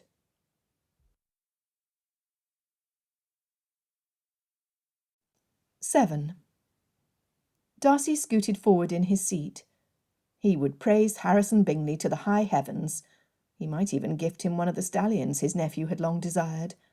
He would remember everything said in this room, and tell Elizabeth later. "Of course you are not. What was I thinking?" Harrison teased. Running his hands through his hair, his son growled into the room. "You have no idea, Harry, how impertinent, how bold Miss Penelope can be." The steps from one end of his desk to the other came faster. "She argued publicly with Sir Marcus about politics. Politics, of all things. I cannot begin to imagine how distressing this had to be, how your sensibilities were offended at the speech of such a woman." Harry shook his head as his eyes sparkled mischief and his grin grew broader. I completely understand you thinking she is as appealing as a slimy slug, my man. You would never think of how she would feel in your arms, running your fingers through her silken tresses, as her hands cupped your face before you bent to press. Enough, Darcy said. At the same time his son shouted, Harrison! Alex stopped his pacing and dropped into the chair next to his cousin. His voice was as quiet as a whisper. Yes, he cleared his throat. Yes, indeed I have. Aha! Thrusting his index finger into the air, Bingley exploded in excitement. I knew it! I knew you could not spend time in her company and not be affected. When you told me who your mother invited to this house party, I hoped, for the first time this past year since university, that you would find a compliment to you, a lady who would jostle you out of your quiet, a woman very much like your mother. My mother? Alex mused. His head lifted, and he stared at his father. She is like my mother? Darcy nodded, allowing himself to show his pleasure at his offspring's keen understanding, with a small grin, but only a small one, as befit the occasion. My mother. Cupping his chin in the right hand that rested on the arm of the chair, Alex stilled. Darcy knew without a doubt that his son was reconsidering every action and word from the day prior, reviewing the interchange with Miss Penelope Greenwood. My mother. Again he nodded. Bingley did as well. Standing, the lost look dropped from Alex's face to be replaced by sheer determination. Without saying another word, he walked out of the study, leaving his father and cousin behind. Darcy knew where he headed. Before Elizabeth, he would have done the same. There was nothing like a gallop across the countryside to stir a man's thinking, to help rearrange the pieces of whatever was puzzling him. Sure enough, within minutes, they heard him barking orders to the grooms, requesting his favourite mare. Well, uncle, I think that worked. Harrison smiled. Darcy refused to allow his nephew to believe he was a partner in what had happened, so he remained quiet. He needed to talk to Elizabeth. There had been no rain since the day before. The sun was shining brilliantly, so the ground was dry enough for a picnic and outdoor activities. James and Gerald were constantly underfoot as the Pemberley party departed for the lawns, where archery, palmet, and shuttlecock were set out for the guests' entertainment. Immediately the twins grabbed mallets to whack the wooden balls through the hoops. The gentlemen moved towards the targets, hefting the bows to see which was the best fit for them. The ladies either sat in the chairs placed under the shade canopy his staff had set up, or watched the gentlemen at their sport. Miss Percival had attached herself to Alex's arm, not allowing him any fun at all. The more time Darcy spent in her company, the more striking her resemblance to Miss Bingley became. He shuddered. Come on, Alex. I challenge you to attempt besting me. I have a keen eye and a steady arm. I have no doubt my arrows will fly true and straight. Harrison was intent on separating the undesirable Miss Percival from his cousin. It worked. Jackets were removed, and sleeves were rolled up. Darcy took his place in line, grateful he no longer had to swelter under the sun, wearing the dark wool coat because of strict rules of propriety demanding it. For the millionth time, he was grateful the ladies of the temps no longer looked askance at a man in his shirt-sleeves. Graciously his son offered, Would any of the ladies like to join us? Darcy followed his son's eyes directly to Miss Penelope, where she was holding her own against his younger sons. His intentions were obvious. To him, not, apparently, to Miss Percival. Why, Mr. Darcy, she crooned to Alex, I would adore if you personally helped me hold the bow properly. She batted her lashes. Although I have practised the sport, I'm sure I will benefit from your expertise. Darcy wanted to snort. Yes, Caroline Bingley. Peals of merriment floated across the valley like the refreshing mist on a hot day, interrupting his ire at Miss Percival. The younger Greenwood daughter had deftly manipulated her ball against the side of a wicket, tapping Gerald's target back where he would need to try again. Kindly she patted his shoulder as she hinted how best to complete the task. When he followed through and met with success, she clapped in delight. Miss Penelope Greenwood paid not 1 ounce of attention to his eldest. Darcy was delighted.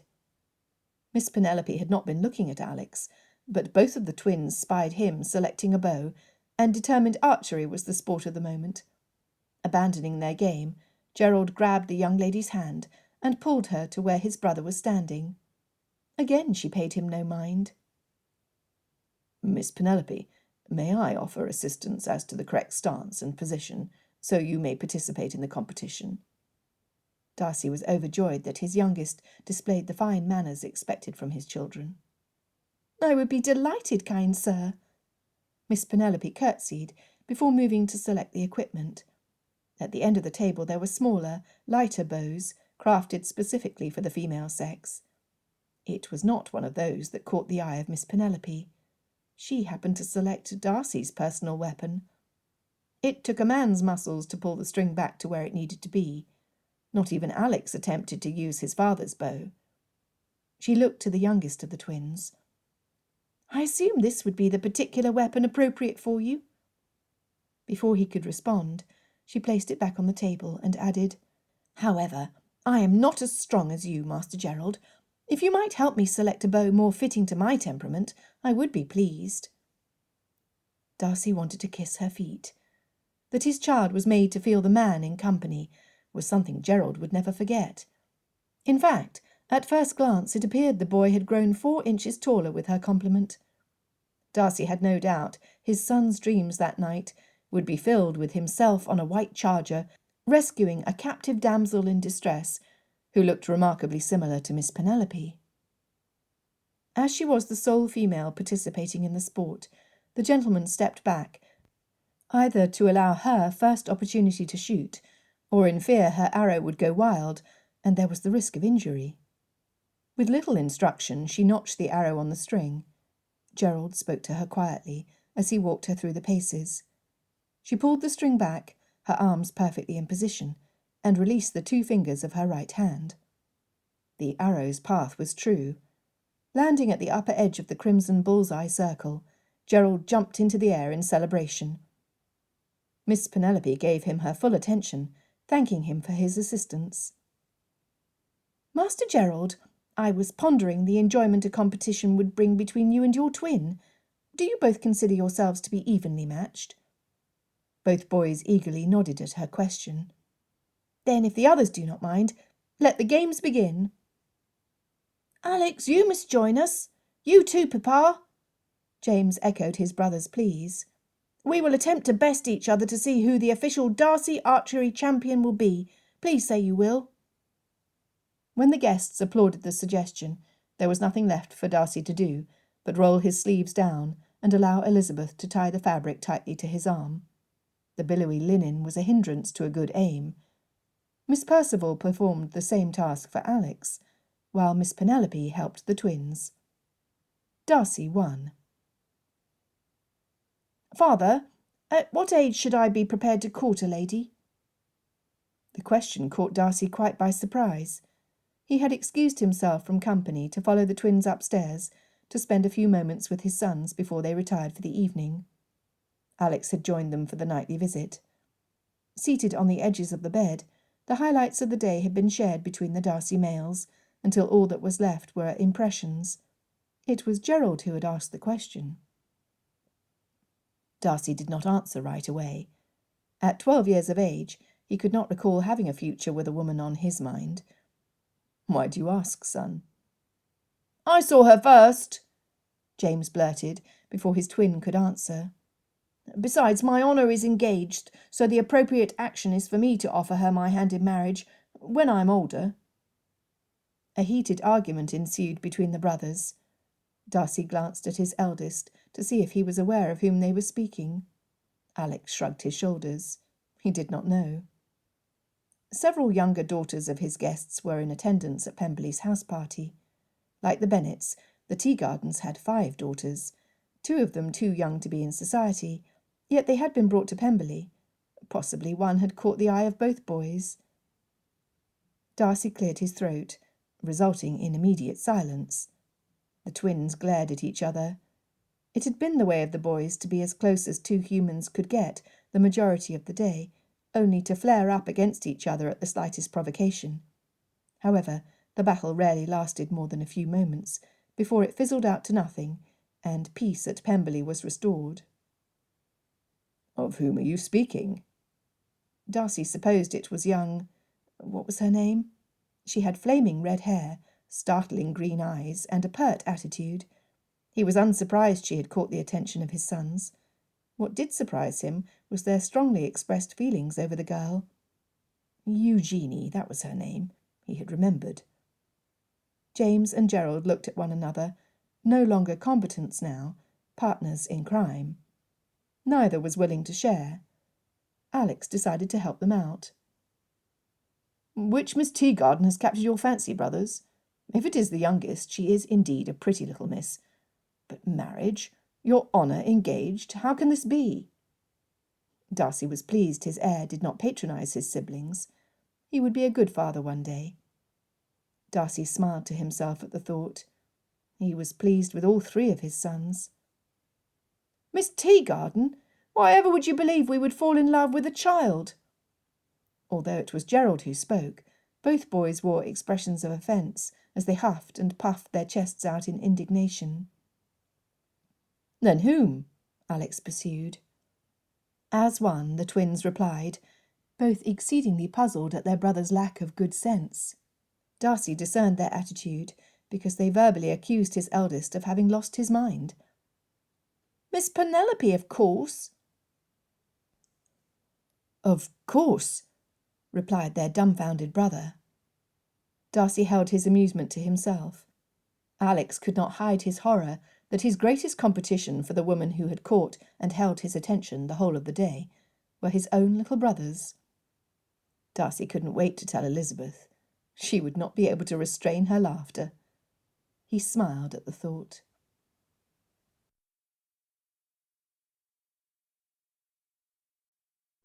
8. "No, lower, please," Darcy moaned, as Elizabeth pressed her thumbs into his tender flesh. His muscles ached beyond measure, a none too subtle reminder that he was no longer the age of his sons. "What were you thinking, Fitzwilliam?" Elizabeth dug harder into his skin. Then she lightened her touch and smoothed her hands over his shoulder blades and down his arms, soothing him from the outside to the depths of his toes. He loved her tender ministrations. "Our boys are already aware their father is strong and skilled with a bow. You've taught them well. You needed not compete against each one of them and the other men to impress your wife, you know." "I did not." He flexed his stiff fingers and looked back at Elizabeth as she wrapped her arms around him, her torso pressed against his back. He captured her hands and held her tightly.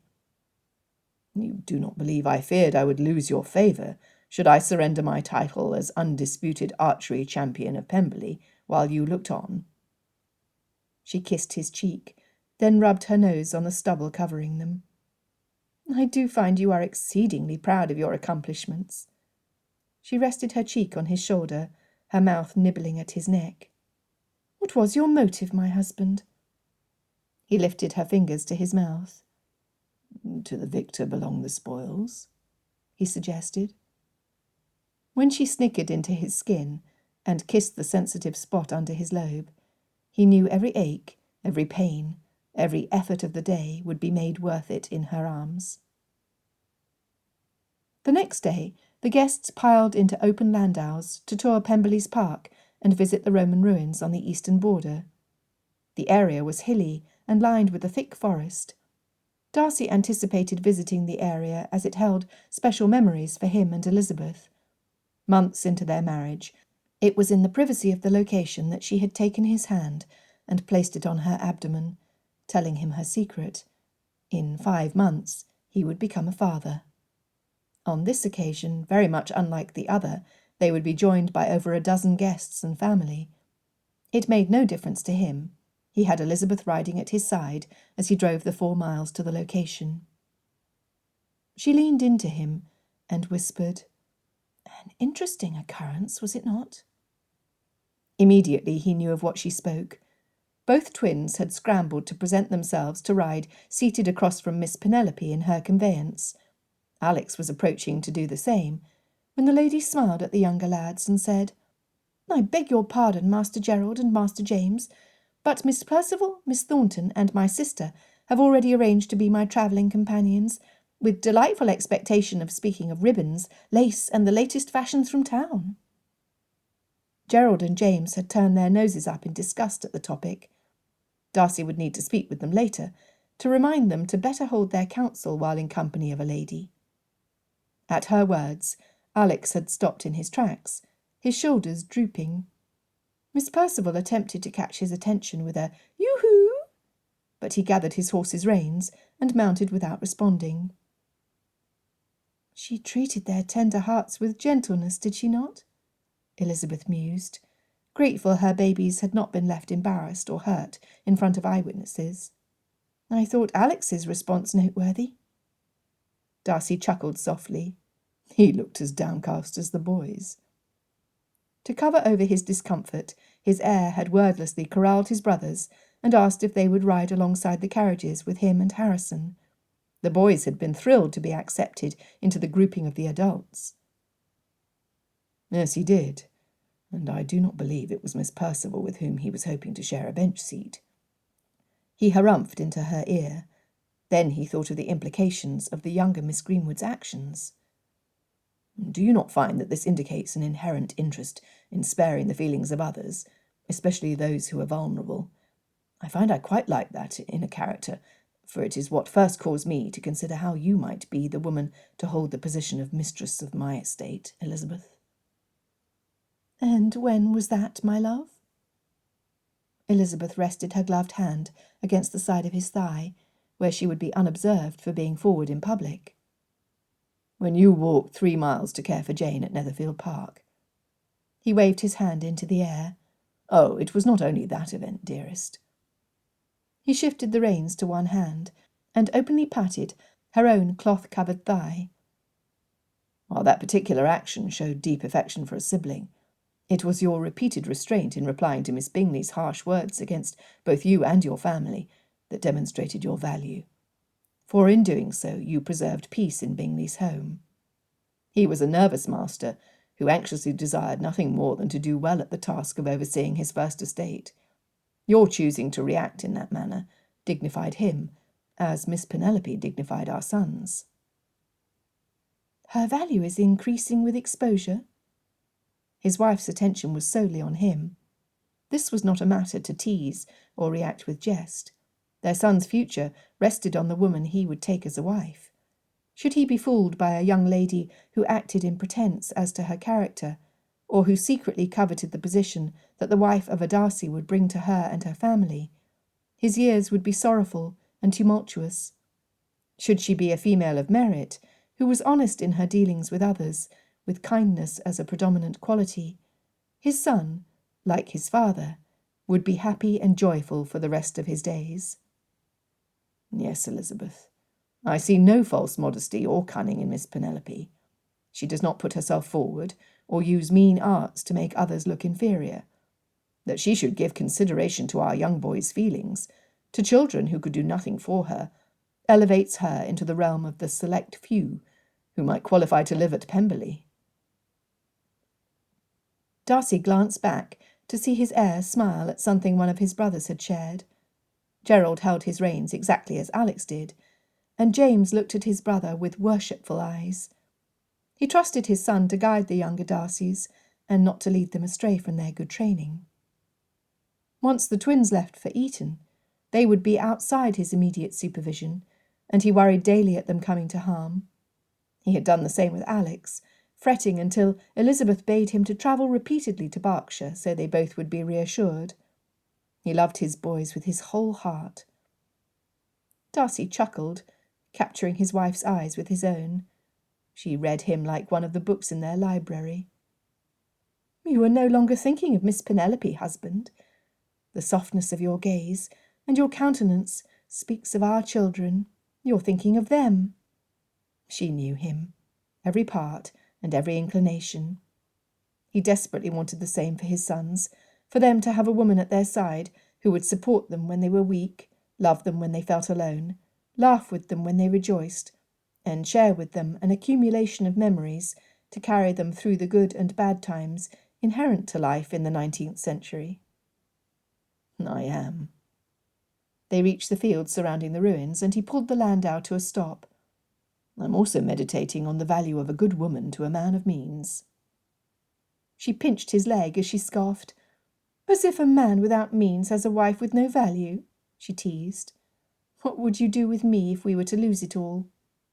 She gestured behind him towards their house. "Why, Mrs. Darcy, we would live on love." He smiled as he helped her from her seat to the ground. "And we would be all the richer for it." "You are whimsical this morning, William."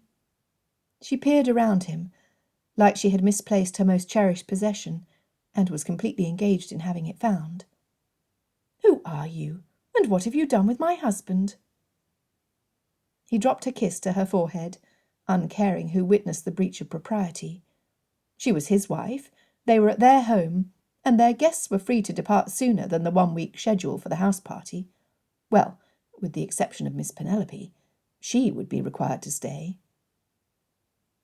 "Watch, William." Elizabeth tilted her chin to where Gerald and James were assisting the current love of their lives from the transport. Alex stood from a distance, his unblinking stare observing the same. "She pays our eldest no attention at all." Elizabeth's hand went to her mouth. "Oh, dear heavens!" she giggled. "Miss Penelope Greenwood is entirely unaware she has the focus of any son other than the twins." Squeezing Darcy's hand, she continued, her comments for him alone. "I have no doubt Alex thinks he is being obvious and increasing her expectations as his addresses to her are marked, yet she would be quite taken by surprise should she be told." "Should we tell her?" That came out of his mouth. "Absolutely not," Elizabeth huffed, before walking towards her sons. Darcy saw it, that glint of challenge, that sparkle of determination Elizabeth wore when she set her mind to accomplishing a task outside of the ordinary. He figured Miss Penelope had better head to town to purchase her wedding clothes. He had no more work to do. Mrs. Elizabeth Darcy was now the Major General, and her purpose was clear. Miss Penelope did not stand a chance of any future other than as the next Mrs. Darcy.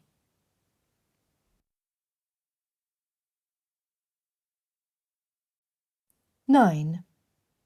Harrison Bingley was more like his father than Darcy had known.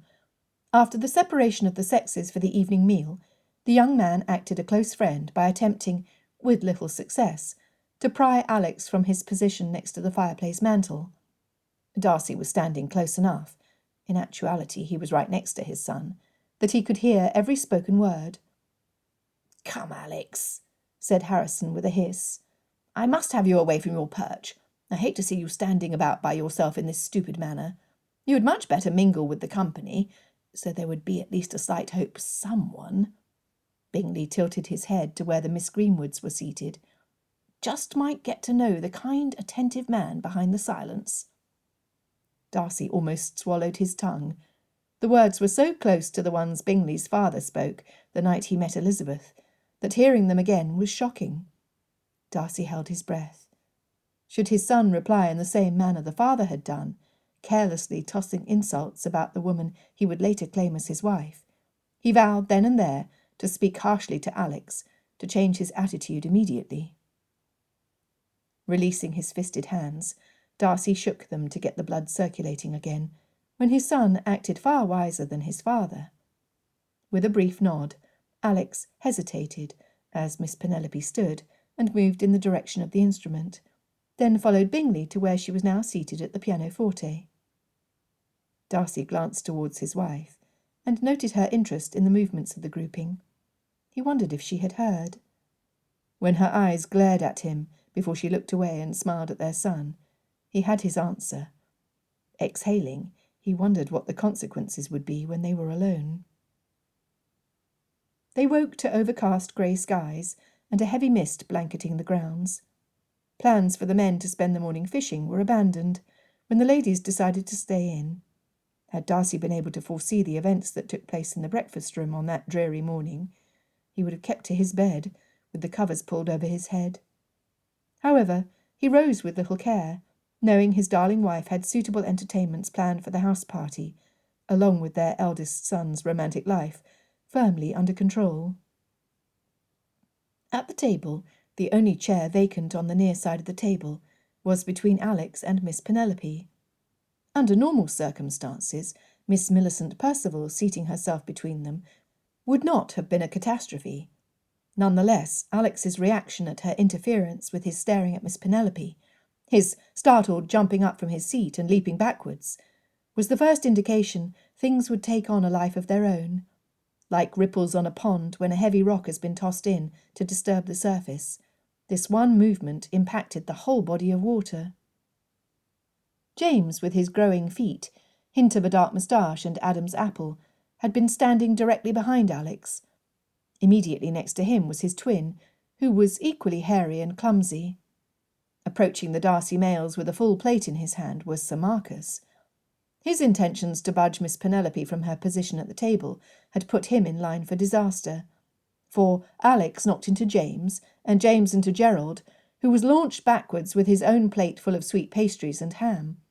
Unfortunately, his shoulder clipped the back corner of Sir Marcus's own shoulder, propelling him forward into Alex. Darcy stood in horror as the man, his eyes bulging in panic at his sudden loss of control, shot forward. His daughter, seeing the danger, mimicked Darcy's eldest by jumping from her chair, her eyes planted on her father's platter, which was aimed at her person. Miss Percival's mistake propelled Alex forwards, as Miss Penelope scooted her chair back to remove herself from disaster. Her efforts were in vain. By the time the flying plates had settled, the only individuals standing were James and Miss Percival. Sir Marcus was on his side, with his now empty platter turned upside down under the serving tables. Gerald was draped over his middle, and Alex was now seated comfortably on Miss Penelope's lap, his nose bumping her left cheek, as he twisted to keep her from injury, and his hands sought to grasp something solid to catch his downward movement. Unfortunately, to the couple's keen embarrassment, his right hand cupped her left. Well, it would be unseemly to mention the softness or the... Darcy cleared his throat. Miss Percival screamed in horror at the vision in front of her. Her father moaned from the floor, and James endeavoured to assist his twin to stand. Elizabeth clapped her hand over her mouth, as Harrison's peals of laughter bounced from the walls. The others dropped their mouths, as Alex, Darcy's reticent, ponder every detail to death before he acted, son, impulsively covered Miss Penelope's opened lips with his own. Not an eye blinked, except Miss Penelope's, whose lashes first shot to the high ceilings, and then dropped to rest on her cheeks. It must have been mid-kiss when the couple came out of the fog to realise they were the centre of a spectacle rarely, if ever, seen during the house party of a country estate, more particularly at Pemberley. When the dust settled, and the guests were cared for by Pemberley's capable staff, Mr. Greenwood, Miss Penelope, and Alex were seated in Darcy's study. The Percivals had packed up and left for their home, with their sobbing daughter in tow. The other guests had also chosen to depart. Only Harrison Bingley remained, under the guise of offering comfort to his friend and cousin. His happy grin did nothing to soothe Alex. It only increased his frustrations at the situation. Prior to inviting Mr. Greenwood and Alex into his private room, the twins had stood in front of him, their heads lowered, and chins almost touching their chests. "Papa, what if it truly was an accident, but I was, in the secret place of my heart, pleased that events happened as they did?" Gerald had spoken first, after taking in a deep breath to bolster his nerve. "The situation will result in Alex's happiness, will it not? He will not be angry, will he?" Darcy watched the expressions flash across his son's face, the twin most like his Elizabeth. James's countenance, on the other hand, showed nothing, and Darcy had long known which parent he resembled. Covering his mouth with his hand, Darcy exhaled into his palm. How best to answer him? Gerald, as you are both aware, this morning's tumult in the breakfast-room was indeed an accident. Because of this, events unfolded which were not maliciously done, but will change the lives of both Alex and Miss Penelope. I have no doubt that word is already flying through Derbyshire about what happened in our home, and soon gossip about your brother will be gracing the parlours of London. But he would hate to have his name bandied about, Papa, James vehemently asserted. Like his brother, he was a private young man. Yes, son, that is true. Darcy waited until both boys looked up. You mentioned the desires of the secret person of your heart, Gerald. Is your heart in agreement, James? The lad nodded. Darcy considered what to say. These boys had generous souls. They had dealt well together since birth. Both loved Alex and their sister, and wanted the best for each of their siblings. I see. Darcy's gaze moved from one to the other and back. I believe we need to give both Alex and Miss Penelope time to adjust to their new circumstances. I have yet to speak with her father, and have not heard Alex's response, so would be precipitate to state for certainty what will happen. However, your brother is honourable, as are the two of you. I am proud to call you sons. Thank you, Papa. They spoke in unison. I suggest you find an activity you can do together that will keep you isolated from the needed discussions with your brother and the Greenwoods. He suggested, perhaps your mother needs your loving attention right now. The decisions made will affect her as well. Thank you, Papa. Do not worry over Mamma. We will take charge of her care as if we were you, Gerald insisted, as James nodded his agreement. They marched from his study with their heads held high and their shoulders pressed back with purpose. Pride in his progeny filled him until dampness threatened to squeeze from his eyes. His youngest were worthy gentlemen. "Darling?" His wife peeked around the tall chair where she had been sitting during the interview. "You sent them to find a mother who is not wanting to be found." He had known she was there when he had walked into the room with the boys. The heavy chair in the far corner of his study had been turned to face the back wall. Darcy concluded that for his wife to go to the effort of hefting the furniture so she would have a place to hide, Elizabeth would be rewarded by him not mentioning his awareness of her location. He smiled at the woman who held his heart. "Our boys!" she exclaimed, and returned his grin, evidence of her pride in her carriage as she walked. "Our heir, Elizabeth." Words failed him. "I know." Again Elizabeth nodded. "I do believe, dear husband, that your son is as gifted as attracting his lady love, with the same success his father had all those years ago." She giggled, although his approach was far more direct. "Ha!" Darcy scoffed as his wife walked closer. "Had I attempted to kiss you when I first had the inclination, you would have boxed my ears." "You're referring to the Netherfield ball? You wanted to kiss me then?" Her brow lifted as she gracefully moved next to him. Gathering her close, he ran his chin over her hair. "Heavens, no. I'd wanted to kiss you for at least 6 weeks by the time we had our first dance." She pulled back. "What? You cannot be serious. When?" "I've never stated truer words, Elizabeth Darcy." He brushed his lips over her cheek and then her forehead, followed by her pointed chin and her pert nose. "My arms yearned to wrap you in them the day you walked the 3 miles from your home at Longbourn to nurse Jane at Netherfield Park. I longed to run my fingers over your hair, soothing it from where it had come loose from the pins, and my mouth desired yours in the worst way possible." "I never knew," she muttered, as her lips drank from his. The firm knock on the study door heralded the arrival of Alex and Miss Greenwood's father. "Will you stay?" he inquired, resting his forehead on hers until his breathing settled. "No, I shall see to the Greenwood ladies." Stepping away, her hand still encapsulated by his, she smiled. "Our Miss Penelope's mettle was tested this morning, as her future was set. I think most young women, for a certainty the others at our table, would have been beside themselves at the results.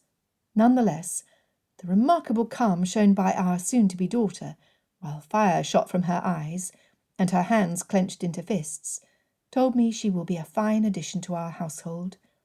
You may proceed without me." She knew how he would respond at her final tease. He pulled her to him and kissed her again. Releasing her hand, his heart lightened by her presence, he was prepared to face whatever would happen in the next hour. Before she could open the door to leave the room, he barked, "Enter."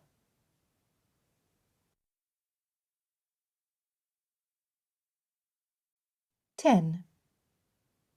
Elizabeth Darcy waited until Mr. Greenwood and his daughter stepped into the study before departing. Darcy had not caught her intent when she had spoken of the Greenwood ladies. His assumption had been Mrs. Greenwood and Miss Constance Greenwood. He had been wrong. Once he was reseated behind his desk, it was only Mr. Greenwood and his son whom he faced. His dear bride had easily removed a stunned Miss Penelope from what she referred to as a male bastion for her own purposes. Mr. Greenwood proved he was a reasonable man. He wore his frustration at the circumstances close to his chest.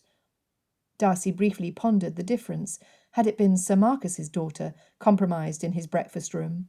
The man would have gloated at his victory for having captured the matrimonial prize. "Darcy." Miss Penelope's father turned to Alex. "Young Darcy, would certain guests not have been eyewitnesses to the, uproar?" He cleared his throat before continuing. "I feel we could have passed over the, event, and termed it an accident." The man shook his head. "With that said, there were witnesses, a few who are known to have a propensity for quickly telling tales. Therefore I recommend our two offspring enter into a—" "We will marry." The words burst from his son, whose fingers were tightly gripping the wooden arms of the chair. Alex's spine was erect, his chin slightly elevated, and his eyes piercing. Darcy well knew that posture. Nothing would budge his son from his decision. It would be like a single individual trying to lift the whole of Pemberley in his arms. Impossible. "Marry?" Mr. Greenwood's head turned towards Alex, his face a study in surprise. "Why would you possibly consider I would betroth my daughter to you when you have spent little time together, sir?" At the gentleman's words, the knuckles on the back of his son's hands turned stark white. "My honour would allow for no less, Mr. Greenwood, for it was I who placed Miss Penelope in a compromise. There must be no other than myself who answers for the harm I have done her reputation, and that of her family, sir." Alex tipped his chin slightly in respect. "I will have it no other way." Darcy was inordinately proud of his eldest. Mr. Greenwood's eyes dropped to the floor as his chin rested in his cupped hand. He studied the carpets until Darcy suspected his eyes would bore a hole in the fabric. Then he spoke. "Young man." Dropping his hand to rest on his knee, Mr. Greenwood looked directly at Alex. "While I thank you for agreeing that drastic measures need to be taken to protect my daughter, I will allow a courtship so you both may come to know each other's minds and hearts. A long courtship, say at least 6 months in length." Alex started to protest, but Mr. Greenwood held up his hand. "My daughter has not reached her majority, so her future will be decided by me, not by you." Mr. Greenwood was like a brick wall. Darcy had been in the same position many times with his wife, two immovable objects pitted against each other, with neither willing to give an inch. "I'm not a blind man. I am aware of what marriage to a Darcy would offer my daughter. However, her mother and I have enjoyed a long and happy marriage. I yearn for the same for my children." "As do I," Darcy replied. "Of that I do not doubt, Darcy, for I have observed the same affection between you and Mrs. Darcy while at your estate. The ease with which you converse, even without words, speaks of a forever kind of love my own dear wife and I have cultivated." Mr. Greenwood now faced the master of Pemberley. "While I have no evidence to believe contrarily, I would not be surprised to find the son has the exact nature as the father." Darcy nodded. He noted his son's efforts to remain calm, regulated breathing, rigid torso, and gritted teeth. Darcy also noticed small beads forming on Alex's upper lip, his furrowed brow, and the slight tapping of the heel of his son's right boot on the floor. His son's affections were already engaged. Darcy wanted to smile. He easily remembered those feelings. Mr. Greenwood reasoned.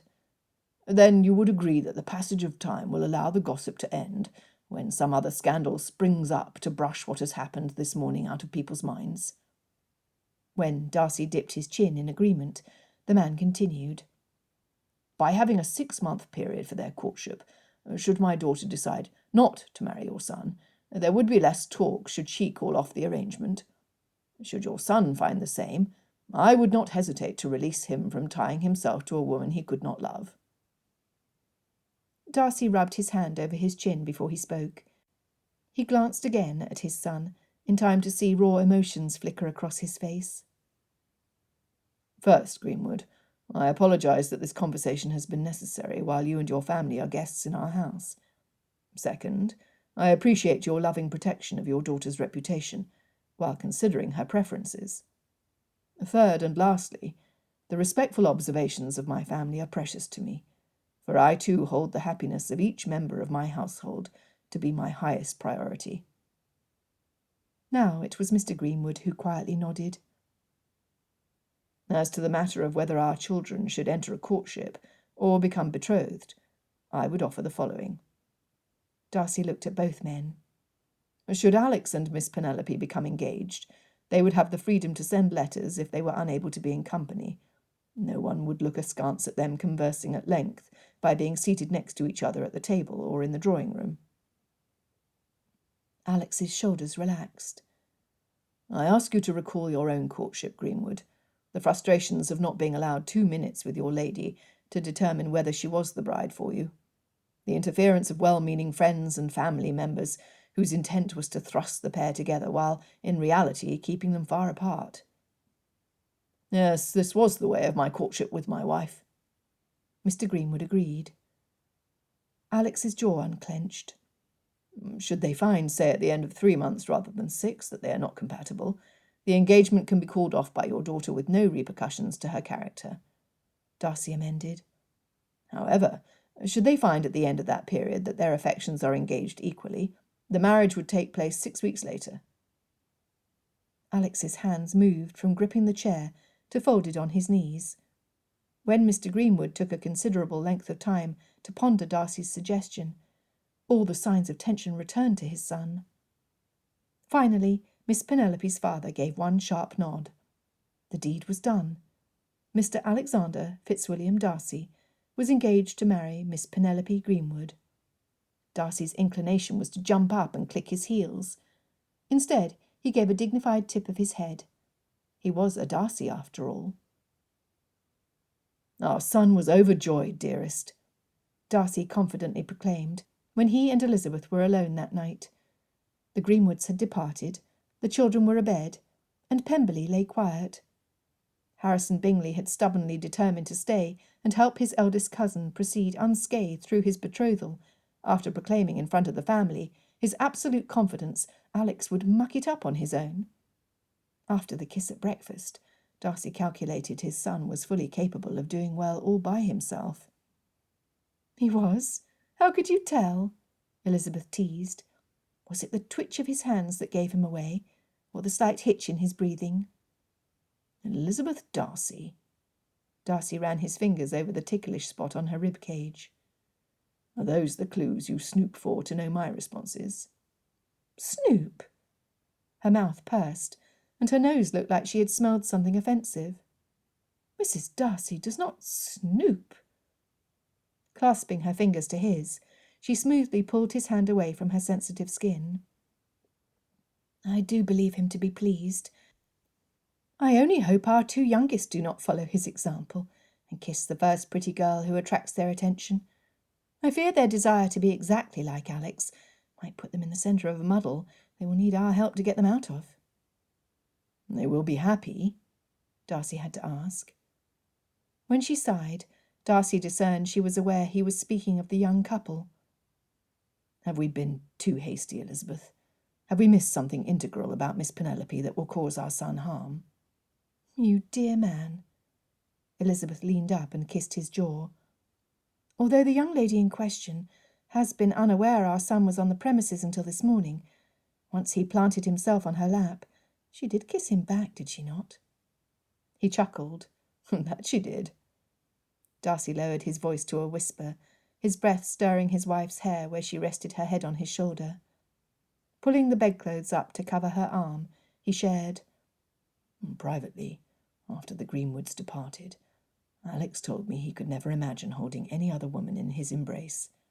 He claimed she was sweeter than honey on the comb." He hugged her tightly. "I would imagine no sweeter compliment to a mother than her son wanting to attach himself forever to a woman like her." He did not need to see her smile to know she wore one.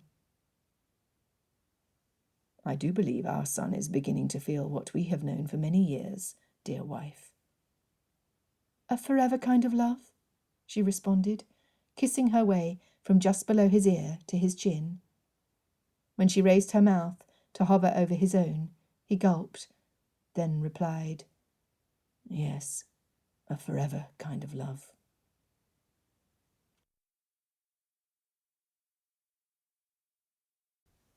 Epilogue. 4 weeks later, Darcy was awakened from a comfortable sleep by the banging of the front door against the wall on the inside of the house. Pounding footsteps ran up the staircase and down the hall. His son-in-law, Clayton Masterson, normally one of the most composed men of his acquaintance, yelled at Darcy to wake Elizabeth and come to Briarwood immediately. His wife was having their baby. He then spun around and ran back the way he'd come. Master Matthew Darcy Masterson possessed the same hair his mother had at her birth. When Darcy held the babe in his arms for the first time, he felt power infuse him, an invigorating spirit that ran up to his shoulders and down his torso to his toes. Gone were the aches and pains, the fretting over the grey hairs, and the glimpses into the old age of a man. In their place was a dynamism he would feel as each one of his grandchildren were born. Alex and Penelope did marry. Within a year they had their first son. By the time their eldest attended Eton College, they had 4 more sons to rear. The Mastersons also birthed male children, adding 3 more to the nursery. In the way of twins, James and Gerald married sisters. Like their siblings, their children were all boys. The exception to the masculine progeny was Harrison Bingley. His flirtatious ways caught up with him when he angered the wrong father by being overly familiar with Miss Percival's youngest sister Patience.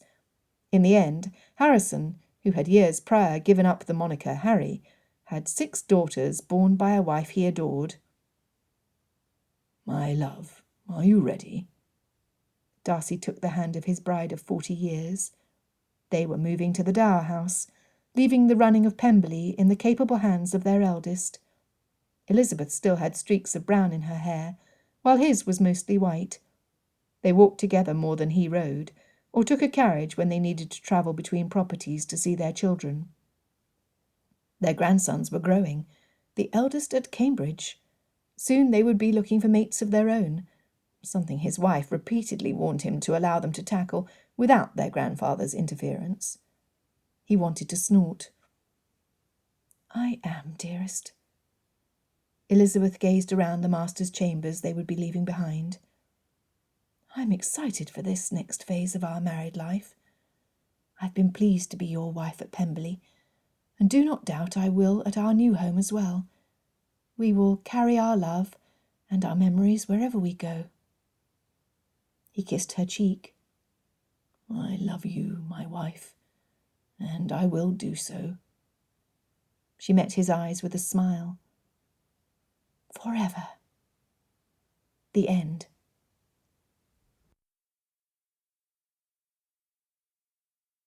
This has been A Forever Kind of Love, a Pride and Prejudice novella, written by Christy Capps, narrated by Stevie Zimmerman. Copyright 2017 by Quiet Mountain Press. Production copyright 2017 by Quiet Mountain Press.